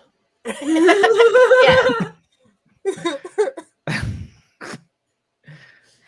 And well, workplace culture, that idea that like a workplace has it's like, I want to go somewhere to dinner, but first I need to find out like, where does Burger King stand on apartheid before I go or what? Like, I don't need like my regular. I'm pretty sure they're against it, by the way. No, I know, but like that's just like it's a hyperbolic example. But like it's always like, well, does Walmart stand, against the murder of people in the street? It's like, well, like shut the fuck up. Like why? Like why do you need a? Does this large corporate entity have the exact same political belief system that I do? How can predominantly the ideological left is like against big business and corporatism, and yet demands out of corporations to have an ever encroaching like place in the like public sphere, is like in the like dominant conversation. It's like you cannot. They're not against corporatism though. They only use that. Capitalism is they used to say they were, right, but they're not. Because immediately upon that narrative needing to change, they all went with it like no problem. I've been thinking about when the switch happened, and I think the switch happened when they felt like they had political power, and as soon as they felt like they had political power, all the large corporations were suddenly their buddies, because they, once you have that entrenched power, the corporations can be used as tools to help pull off your psyops and everything else. But while you can't be fighting. So what happened is they're fighting the system for so long, but then they own the system and they can't keep fighting the system. Like once they win and take over the system, they've got to quell all the fight the system crap and be like, the system's great. We need more system. This system is the best system. If only you had this system, right? Rage with the machine. Well, it went right, from but like have to do that because it's the inevitable result. Right? Occupy Huh? Wall Street, right? I remember seeing like videos Right. of Occupy Wall Street where like those like again like the big like they were like drinking champagne and like laughing at like the poor unwashed masses who were like having their lives financially devastated like beyond repair in like the 2008-ish era, right? And now it's like, yes, Queen, Goldman Sachs says gay rights, like her, Right. like what? Like you see, and it'll be made fun of, but yet also celebrated, like in just I don't know. Go to the gay pride parade in San Francisco, or don't. But if you want to, go to the gay Pass. pride parade in San Francisco, Pass. and you will see every major corporation that could possibly pull it off sponsoring a float. Chase Bank, Bank of America, Southwest Airlines, like everyone, all the major corporations, and yet they're still like, we're oppressed. We're just, all right, well, resist. who? Chevron What says major corporations abortion don't is sponsor healthcare. you? Yeah. The funny part is though, like all those corporations, they're getting their scores up. The ESG, environmental social governance score. They all probably have great scores, and the more that they sponsor gay pride parades, the higher their score will be. And for anybody That's in the exactly chat what it that is. doesn't know what that is, like I can't explain it very quickly. It's a bunch of bullshit. That's what it is. Yeah. I'll You explain it need in to one know. sentence. Do it. It is social credit scores for companies. Yes. That will trickle down to us, Yes, as they that's the already purpose. are. Yeah. Which is why you see corporate culture being such a like.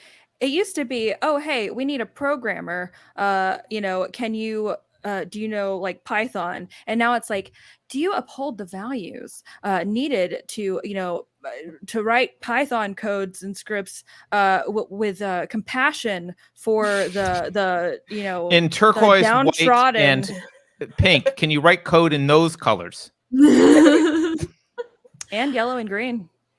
Well, I mean, it feels like though in reverse of that, as someone like wanting to get a job, you have to find a way to like, avoid it. You're like, you see them ask those questions, I don't want to work for them. So you like, you're then actively discounting a bunch of companies because you see them say this shit. You see ESG on their website or whatever, and you're like, okay, I gotta find the like 15 companies in my industry that are not pulling this shit. Like, yeah, but here's the problem: that the ESG is being rolled out from the financial industry, and so it will all trickle down to everyone. Because if they want a bank, if they want to get a bank loan, like a lot of businesses use bank loans for, even if you're a super healthy business, you might have a line of credit for managing fluctuations in demand and inventory, and like so you got to work with banks, you got to work with payment systems, and all of those are going to be implementing ESG and requiring that their customers have high ESG scores. And so it's going to be hard to even find that, right? And like a company, even companies that don't mean it are going to have to pay lip service to ESG, basically. Right. Have you guys heard of Public Square? I just heard of it today. It's like trying to connect people to non-woke businesses. It's an app. Yeah. Public Square. And then Red Balloon is like the LinkedIn. Well, not really. It's just like job listings, but Red Balloon is job listings for non-woke companies. Yeah. I think that the thing that like cancel culture, quote unquote, and like again getting deplatformed, the stupidest thing they've all done is adult dating site. Oh my god, sign me up. No, I just banned them from chat. Yeah, that's my OnlyFans. Sign up. No, I'm just kidding. Like the dumbest thing they could have done is continue to just kick people out of these spaces again. When you get deplatformed from Twitter and Twitch and YouTube and stuff over and over again, and people start making that parallel, like to put it into like at least through my own little worldview or whatever. Like eventually, like alt tech started catching up where there are alternatives where you don't have to go back and if Twitch had sent me like a notification that was like, hey, you're banned from streaming for 2 weeks because we don't like things that you're saying off the site, I can't rightly say, but I very well might have been like, well, you know what, I should probably like I'm gonna have to like I don't want to lose the channel or whatever. But they they kick me off, and I'm like, well, fuck you. Like I'm going bye then. Like I'm not gonna beg for you to take me back. I'm not gonna sit here and like try to fight it out or whatever. Like bye. But they don't want you. They're alternative. No, I know that, but like the other day, oh my god, did y'all see the thing about the I don't know if I could say this on YouTube because a bunch of people got deplatformed for it the other day on Twitter, but we're very critical of a women's soccer player who a soccer player. Oh, hang on, let me just see if I can find a picture really quick. I have it pulled up. No, I don't know this. Oh, it's a big one. It's preposterous. Hang on. People who know what I'm talking about know exactly what I'm talking about. Here it is. All right. So there's an inclusive, a full-on inclusive football team, a soccer football team, who has a male to female transgender player who played just the other day, and a bunch of people on Twitter, a bunch of women on Twitter, got up in arms about it. I'm going to just share with you. This is this person currently. This is an Irish team. Yes, this here is a woman. Wait, what? Which one's a woman? The one on the right. It's hard to tell because the bald guy looks like he could. Prince William is the or whatever, or which one? It kind of looks like him, right? No, this is what one of the latest scuttlebutts around like, and these are women who are like considered TERFs, right? Which I've taken a lot of like TERF style media because maybe I don't see eye to eye with gender critical women all the time, but like again, I care about women and being a woman, it's more but again, people were very upset about this, and again, this person is like in, I believe, his or her 30s or something, and some of the other players are like 16-year-old girls. Oh wait, so this person, I was joking. This person on the right is the person who's the trans female? Carter, clearly there are two women in that picture. This is all the scuttlebutt about. I thought you were talking about the person on the left who was a trans female, and I'm like, no. This person, they're a real female. This is about 10 years ago, or about 10 days ago, is an Irish LGBTQ plus inclusive football team beat a team, and this is Julia Valentino here on the right, just the picture of womanhood. Was playing against young women and girls, again, as young as 16. And this person is not. And lo and behold, hang on. All right, hang on. I'm gonna take this off screen for just a second because I have a whole bunch of tabs open. But okay, here we go. This person, again, it's just like a rec league team or whatever. This person, sorry, I know I keep going on and off, but works for TikTok. This is again Julia Valentino. Again, playing against 16-year-old girls in Ireland. Works as a program specialist at TikTok. Proactive monitoring and things. One of the people is in charge of content moderation on TikTok.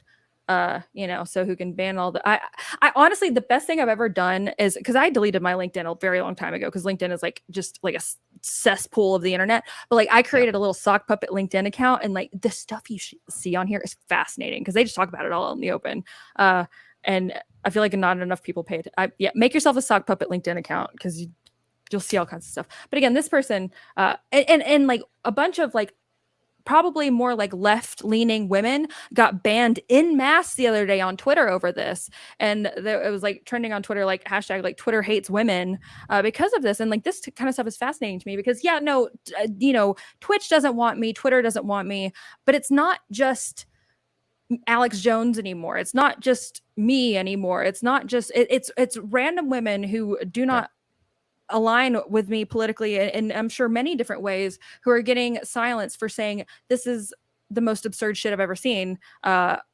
are we still entertaining this as something that we all just have to sit here and pretend like it's not a problem?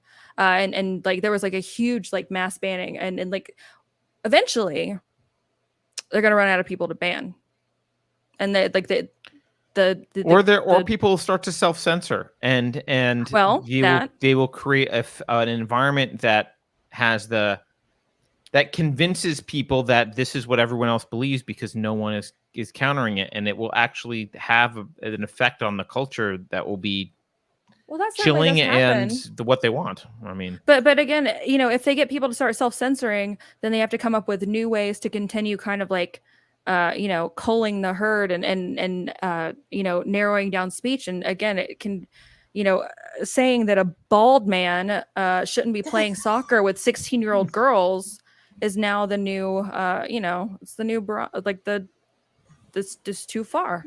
Well, I think it speaks to what Gad says in The Parasitic Mind, that if you are looking for enemies and you've taken out all the enemies, but your job is to look for enemies, you're going to find new, criteria to make enemies to take them out. You're going to keep doing it. You're going to keep doing it and keep doing it until there's no one, essentially. And I said that they're making Twitter a boring place because Twitter is a place of strife. And honestly, I think that's okay. Like, a lot of people are like, oh my God, it's so toxic and horrible. And it's like, if you go in there knowing what you're getting, like, then it shouldn't be that big a deal. Like, I don't take what some random asshole says about me, like, personally. Like, you got a big nose, Alex. And someone once called me a Jew bitch on there. I'm like, I'm not even Jewish. Like, you could call me a bitch. That makes sense. But I don't know why you called me Jewish. Like, just randomly. But, like, you could say whatever the hell you wanted about me. If it's not true, it's going to make me laugh. And if it is true, I'm probably going to go, oh, yeah, I got problems. Like, I don't see how this is, like, a big deal. And so to me, this idea that we're going to lose this strife, because from strife comes, like, advancement in arguments and comedy. And I'm like, we're going to lose all this great content if they make Twitter a boring place. Like, I actually did find it funny that, like, the OK groomer phase was pretty hilarious to me, like, everywhere. But yeah, they're gonna make it boring. And with one of the things that, like, the disinformation, like, groups and specialists and whatever, like, one of the things that they talk about the most in, like, their actual, all hands meetings and things like that, having read a lot of the minutes myself, they're terrified of meme culture, because even if a meme is very hyperbolic and a very a simplified version, there's a lot of truth to a lot of the memes that circulate around, and they don't have any way to combat that because they're effective, they're easily spread.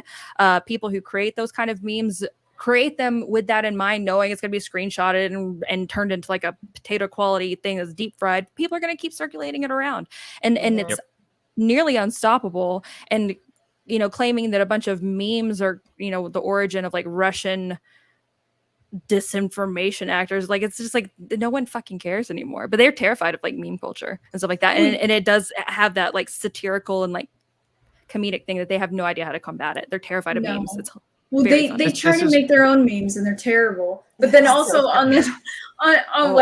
they fall for satire. Like, everyone falls for satire. Like, it's kind of, I love satire. I've always loved it. Often though, people focus on the wrong thing. Satire. They focus on the messenger instead of the message that they're bringing to you. But, like, I just find it so funny that, like, we're having this issue where they hate memes so much and they try so hard at them and they just fail every time, and they lie about, like, where the memes are coming from. Oh, this image is now a right wing, the guy, what is that, who radicalized you? You did that picture. They hate that one. It's always Sam Hyde. Yeah. They keep getting away with it. The new cartoonists out there, they hate those guys because they're funny, and they're like, they're not funny. They keep going, they're not funny, and it's like, yeah, they are. They're hilarious. You just don't find it funny because comedy is mostly like subjective. A 5-paragraph dissertation as to why I don't like it. You're like, I ain't reading all that, bud. I mean, they've fucked up American comic books to such an extent where every panel is a freaking lecture, and they should be pithy too. That's the thing. You can't be pithy and give these intersectional lectures. It's not possible. Like it's too hard to be pithy and funny that way.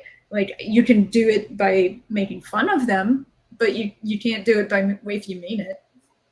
Yeah. One of my favorite comic book writers is Bill Watterson, who did Calvin and Hobbes, and you could like go through more different like stages of like emotional realization and like a 4-panel Calvin and Hobbes strip than you like that said maybe 24 words the whole thing versus like paragraphs and paragraphs.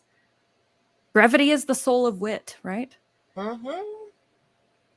Well, and I think I mean the thing that they hate about memes is one of the things they hate about memes is it bypasses your filter that you might have on about what you're supposed to think, and you react emotionally to it immediately, and it can undermine the programming. Memes can undermine programming, right? You can be programmed about a bunch of things, and then someone shows you something, and you just laugh because you're like, "Oh, that's funny."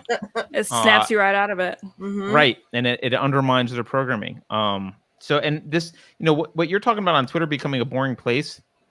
This is a maybe a hyperbolic analogy, but this is what happened in communist countries like the Soviet Union, right? Where you had an organization that was supposed to crack down on traitors, right? Traitors to the people, enemies of the state, right?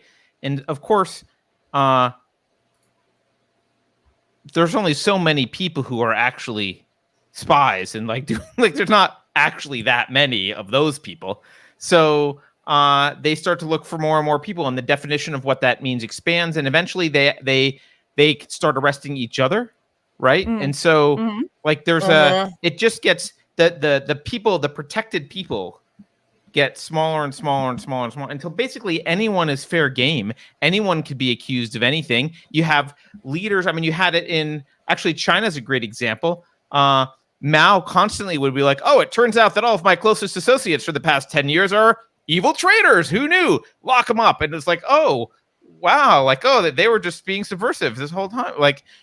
So there's literally no one who's safe at that point. And it stifles creativity. It stifles culture generally. It stifles every kind of conversation, and it kills your spirit to live. We're actually not farm animals. No one wants to live like a farm animal. It doesn't feel good. We don't want to live that way. And so I think a lot of these people on the left who think that they are going to be, they're in the protected group right now because they haven't said the thing yet. They're going to, tragically discover one day that they're kicked out as well. And at the very end, they're the ones who will be lined up in the wall and shot when the strongman takes over because no one likes them anyway. Well, some of them have been deplatformed. We keep saying the woke eat their own, and they currently still are. They've been doing that. You're not woke enough. You'll never be woke enough. It's not a thing. There's no stasis level of woke that you reach and you're safe. That doesn't exist. Right. Because first of all, they'll change the rules tomorrow on purpose. And honestly, one of the things though is that whether or not you are woke enough, possibly you are following the rules in that moment, but your competition in a business goes, I can accuse you of something unwoke, something anti-woke that people will hate. And I can get people to stop going to your business or stop, not hire you instead. And then I'll get ahead. So it's a very easily weaponized tool to take out your competition. So to some extent, it's not even oh, I looked for another enemy. Sometimes it's just a campaign by one person who wants to move up. Yep. Can we do a couple super chats before we No. move on? I did ask. So. Of course. Okay. Silverlock says, women are going to need to stand up for themselves soon. Handing everything over to biological men as women is going to be bad for them. Bro, no, we're bigots when we do that. Anyone have thought? I actually don't think. Yeah, I don't. I am so split when it comes to that kind of thing, because I'm not okay with the idea of like women's shelters and women's bathrooms and sports being taken away. I also, though, hate the narrative that it's men's rights. Trans rights is men's rights is often like the feminist line in reply, and I hate that. Say? Yeah, a lot of them do say that. They literally, and people I've been like close with on this front too, and I'm like, they're not. This is like a small percentage of men. Like men who are fighting for rights are probably fighting for not being, alienated. Raped in divorce court, basically. Yes, is what it is. Or to have abuse and rape allegations from them taken seriously. Right. Like, they're fighting to have a shelter at all for when they're abused. Right. It's like those are real things that they're fighting for. They're not fighting to get into your stupid, sport team. That's like a small percentage of men doing that. So don't put this on all men. The feminists like to put anything they see as a threat on all men, and that kind of drives me crazy, because I'm like, that's not the proper response. Yeah. But I think it might kind of come back to like that sort of like snappy meme culture. Like we could the kind of knack salt argument could be, you could get into the minutia of stuff, but when it really comes down to it, it could be kind of like a snappy way to at least have someone consider that sort of concept and then kind of get into the minutia after that. I mean, it is a super reductive way of putting it, but it's, like when we saw, like, there was like in Portland or whatever, a women's shelter, like for like battered and like sexually abused women, where they at first said that they weren't going to allow, trans women to go to the shelter. And so trans women activists were threatening to like burn down and like beat the shit out of people there. And it's like, well, that sounds like pretty like damn aggressive, right? Like that seems like, it's like, isn't that like kind of sounds like the testosterone's running a little high, right? And like, again, it's enough to like kind of create that like cognitive dissonance moment to maybe make someone think about it twice. I don't know. My response is usually, it's not men's rights activism, it's predatory men's rights activism. Sure. Which is still pithy, but puts a qualifier on it. I'm going to say something that'll probably piss all of you off, but that's always a good thing to do towards the end of a show. Well, maybe it won't. I think I get this point that that Silverlock is making, and I think you're right. It's a little bit reductive, but I get it. I get it, and there's that to that extent, it's correct. I think the problem with a lot of what we're seeing, especially if we're talking about wokeism, and especially since we're talking about this kind of radical leftism, it's typically it's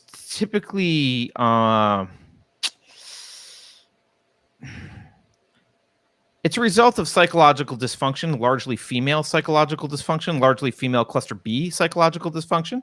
And in the past, the reason this wasn't a problem is because men incorrectly and wrongly and immorally used force to keep women out of the sphere of ideas and politics and out of the public arena, which is wrong.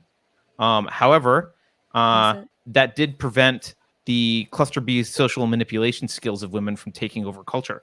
And what's happened is we've correctly decided that initiation of force against an entire gender is wrong, that people should have equal rights, and that's all great. But what we haven't done, men have not learned how to put up social guardrails for dysfunctional behavior of women.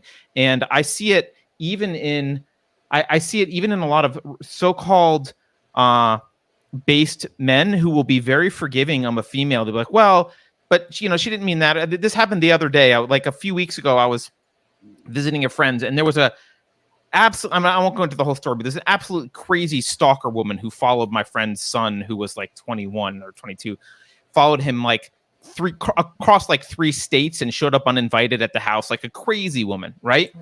And fortunately, he realized she was crazy, and he was like, "Get the hell out!" And we were all like, "Dude, this woman's crazy." But there was another guy there, relatively based conservative dude, who was like, "Well, I don't know. I mean, You know, he wanted to give her as much benefit of the doubt as he possibly could. He wanted to be like excusing all of her behavior and giving her lots of, you know, and I think a lot of guys are afraid to criticize women because they're inherently afraid of getting rejected, because women will then point the finger and a whole cluster of women will reject a male who's viewed as like, oh, he's a misogynistic jerk, right? And then they'll all be like, oh, everyone can hate on him. And guys are afraid to stand up and say, no, what, you know what? Your behavior is fucking insane. You are fucking insane. We should not listen to what you're saying. Everything you're saying online is absolutely insane. Sit down and shut the fuck up. Obviously not everyone, but the people who are absolutely crazy, they are out there, and too many people let them get away with it. They forgive them, and they have, and frankly, it's condescending to the smart, rational women out there, because it's like, well, that's how women are. You gotta let them be crazy. No, you don't. Women don't have to be crazy. I'm married to a non-crazy woman.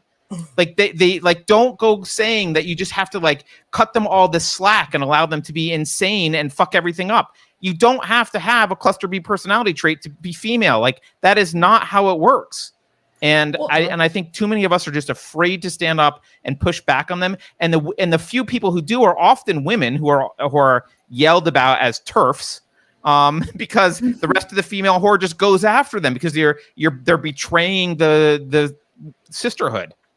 That's my rant. Tell me I'm wrong. You're not wrong, actually. I don't disagree with that, because I've said several times that women will not be equal until we're held to equal account. We, like, if you just look at conviction rates as sentencing for the same crime, 5 times less punishment for women than men, like for the same crime. That's a thing. And this is insane. We're not treated as equals in that regard. When we do something wrong, we're treated like children, and that's not equality.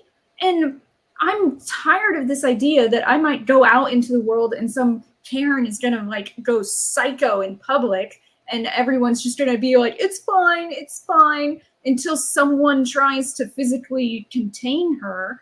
And then it's like, oh no, he's in the wrong, you know, like, you know, a man is going to be the one who has to step up. No woman's going to do it. And like, this is the ridiculous thing, is that we act like it's totally okay for a woman to like slap a man in a bar or throw a drink in his face. Those are assault. Those are crimes. But they're not arrested. No one cares. Or lie, like absolute just lying, and just but people forgive them. Oh, wasn't there? There was a lacrosse team somewhere, right? That it was like they were like, this was a few years ago, where they were just absolutely dragged through the media, and the media acted as like, judge, jury, executioner, and then it turned out that it was all just a big hoax. But these men had like their like lives ruined. I think one of the things that I see as an issue, as a woman. There's a term, a word that is I think about a lot. It's sonder, which is kind of the realization that everyone out there is living their own lives and has the same capacity for. Well, I mean, not everyone has the same mental abilities and stuff like that. Like, I'll cede that, but for the most part, the people that you encounter on a daily basis are not just NPCs in your life. They have their own like hopes and dreams and lives and things. And women, for a very long time, were pitted against each other largely by media to kind of be that like, I'm not like other girls, I'm a cool girl, I'm one of the guys kind of thing. And like you were then kind of made to like pick me girls. Is that what you're saying? Well, yeah, but like it's more so that like you like I also, yeah, here comes the cat. Oh god, okay, jumping onto the. She sometimes turns off the computer when she does that. Like you kind of reduce other women down to like this idea of like, oh, she's just interested in like shopping and clothes and girl talk. And it's like, well, I know the capacity that I have for like I'm not saying I'm like just so deep and intellectual or whatever, but like for a very long time I really kind of considered that other women, because I was kind of fed that like not like other girls sort of like like that was like the manic pixie dream girl kind of like persona, maybe not quite as like intense, but like I thought that other like you really kind of just think other women are just like little like shopping like boy crazy. What like that's like so like fundamentally wrong. And I think that it's a mistake that a lot of women still make today with each other. And I don't know. I don't even really know where I was going with that. Just kind of like there's so many different people driven by so many different things, and we've been told to like reduce each other down to like the like most like, again, someone makes one single statement one time or makes one mistake one time or one like bad call one time, and that's the thing that defines them forever. And it's like there's so much depth to like most people, and so like Right. but you know you don't even like give that consideration. I don't know, sad. I actually have to go Juliet? here pretty soon. Yeah, me too. Okay. But I Sorry. wanted Juliet to tell me why I'm wrong. Sorry, Juliet. Oh no, I totally agree. Ever since I learned what cluster B personality disorders are, I was like, oh my gosh, that's what's wrong with all the people that I instantly am like, ooh, be careful with that person. Like, stay very neutral in their life. And so like I picked up on the traits, but I didn't know the words to like describe them. Our entire society is being run by like cluster B people now. And that's why we always feel like I sit here sometimes, I'm like, am I the crazy one? Why does everybody else not see this? But it's because everybody else is acting crazy, whether they have those disorders or not. They're mimicking the behaviors, especially women. But it's kind of become a cultural thing now. This like really bad behavior, manipulating, gaslighting. Our government is gaslighting us now. Yep. So yeah, you're not wrong at all.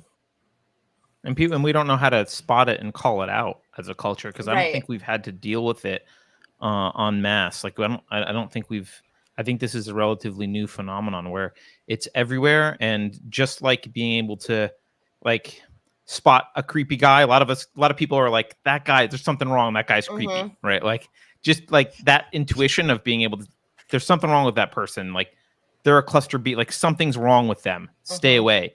We haven't developed that sense as a culture, or the will to exercise it if we have it. Some of us might have it, I don't know. I think that I did a lot of Sorry, research into cluster B, specifically borderline, before I got involved in the culture war. So in 2020, before I got involved in Unsafe Space, I was like, what the hell is going on? Why is it like I'm being surrounded by borderlines? Like it felt like I already knew all the things to look for. And I was like, this is terrifying. Like it's terrifying to meet one borderline person, but then to have your entire culture develop that attitude. And by the way, it is actually contagious. Like, a lot of people don't realize this. Like if you spend a lot of time with a borderline person, you will start to think that the only way you can get attention is by performing the same behavioral pattern as them, which means being extremely emotive and seeing the worst in people and having those kind of like high lows of intensity. Like it is actually contagious. So this idea that, oh, it spread like wildfire, it really felt like it did. And it was honestly terrifying to me when I recognized it, because I was like, what is going on? What went wrong? Because I don't at the time, I didn't know what was going on. And of course, that's how I found out about everything that was happening. But it was absolutely horrifying at first. Yeah. And I'm going to throw one thing out here, because a lot of people feel like, oh, you have to recognize negative traits. I'm just going to throw out a trait that seems positive, that you encounter a lot, but it's a red flag. It's the people who you meet that are overly effusive about how close they are with you, and they praise you way too much, and you're their best friend right away. And it's like, I hardly know you. Why are it's like, oh, I love you, you're so great. It's like, what are you? We're besties. It's like that. There's something wrong with that. You're not besties with someone that you don't know well. And if they're overly praiseworthy, just remember that there's a flip side to that. And you will experience it. So stay the hell away. You're an angel at first, but you will become their demon. Like absolutely. Yeah. Well, all right. I know the moment. Yeah. Oh, you want to say something before you leave? Sorry. No. Well, that's what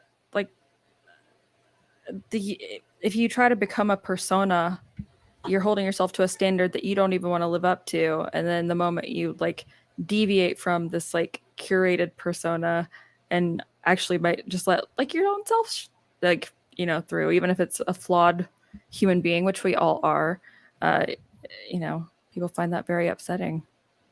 That's why I don't know. Yeah. Been there. Yeah. All right. Well, I'll look on that. People want us to keep going, but I gotta go. Elle sounds like she's gotta go. It's Well, been I streaming do. for- I do. That's fine. Yeah. We can continue another day. Juliet's gonna come on with me tomorrow night, and Alex, I do want to get your. I do want to get your info. Oh, so you guys can continue tomorrow. Yeah, So by the way, if you're watching this, and hi, I do this 3 nights a week on Rumble and Foxhole and on where I just sit there and just rant for like 3 to 4 hours. So, like, join in. It's fun. Excellent. Juliet's gonna come on tomorrow night. I don't even know what we're gonna talk about. We've been texting back and forth. Can you remind people how to stuff. find this stream? What's your Rumble username? It's rumble.com/c/SomeBitchIKnow. Or you can just go to Rumble and type in SomeBitchIKnow. Or you can go to Gab and I'm at SomeBitchIKnow. Or you can go to Truth Social and I'm SomeBitchIKnow because someone stole my username. Or you can go to SomeBitchToldMe.com. Some bitch stole your username is what happened. Yeah, right. Or you can go to SomeBitchToldMe.com, which is my website, even though my social media links are not updated. So that is because I do all my own stunts, and sometimes I suck at keeping things up to date. So, and I get canceled from shit all the time. So, but yeah. Excellent. I gotta tell you, I was trying to tell someone about you in real life, someone who's not on the internet a lot, and he's like, "Why are you calling her that?" And I was it's a sniff test. If someone's like so offended by it, or which like some people are, they're like, I would take you seriously, but the word bitches in your name, like, well, you're genuinely just not gonna like me, so it's fine. Well, he just thought I was being mean. Ow. And then I go, "Oh no, that's her username," and he's like, "Oh, okay, that's It's like I thought I made that username back in like 2011. I thought it was hilarious then. I still think it's hilarious now. It's a great username. Thanks. All right, I posted the link in chat, and I'll put it in the description of the show as well. Alex, where can people find you? Yeah, I have my own YouTube channel. It's Alex of All Trades, just like what's on here. And there I do gaming streaming. I am actually streaming at 6, so like an hour and 20 minutes, Destiny 2. I am also on Rumble, but mostly those are old videos, so they come over later. You won't see me live there. And then I'm on Twitter as Alex Fall Games. And the pinned tweet on that is my book. So you can buy my book from there. And none of that money goes to Amazon or any of the big publishers. So don't worry about that. Cool. All right. And Juliet is here every Monday with me and on Independence Gang. And tomorrow you're with Elle. Yeah. Yeah. And then you can find me on Gab. Truthseeker8487 is my thing there. And honestly, anybody that's listening or in the chat right now, if you've never tried Gab, if you want to find out how much you censor yourself and how used to like not experiencing free speech you are, get on Gab, because it's a quite a learning curve when you realize it's okay for people to say things that you don't like and that you kind of find abhorrent. You can I read shit on Gab all the time where I'm like, holy fuck. Yes. And at first it's kind of shocking, but then you get used to it. And it's like, okay, act like an adult. You didn't like it, keep scrolling. If you hated I would rather it, know how other people think about things than not. Yeah, no, I want to know. I want to know if you're a horrible person.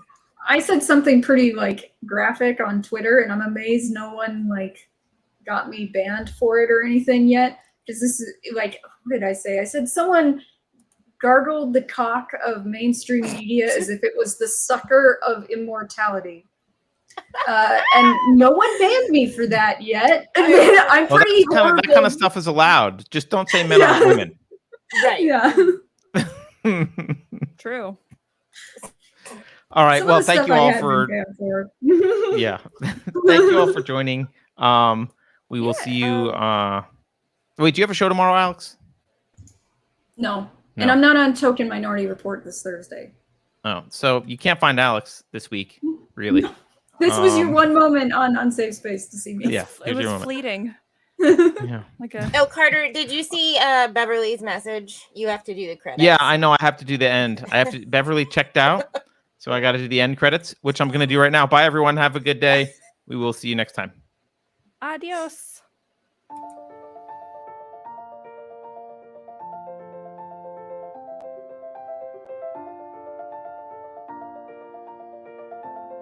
Thanks for sticking around until the end. If you're new to Unsafe Space, check out our deep content library that includes discussions with everyone from James Lindsay to Brett Weinstein. And please consider helping to fund our work by visiting unsafespace.com/donate. You can find us on a variety of social media platforms, and you can find a community of like-minded individuals on our Unsafe Space Discord server, which is open to financial supporters at any level. We hope to see you there. Warning. This is an unsafe space. Dangerous ideas have been detected. The content of this production is known by the state of California to cause unregulated ideation that may be harmful to bureaucrats. Association with the following individuals or tacos is strictly prohibited. Apropos of nothing, I was just wondering how would you feel about another pandemic? Your president is in full control of his mental faculties. If you think about it, no one should be allowed to express opinions. But don't. Think about it, I mean. That's not your job. Thinking has been scientifically proven to be less efficient than compliance. Science, scientific, and scientifically are registered trademarks of the World Economic Forum. Unauthorized use is prohibited. Computer voice courtesy. Never mind, that last line is fake news. Please disregard it and return to your safe space immediately. There will be cake.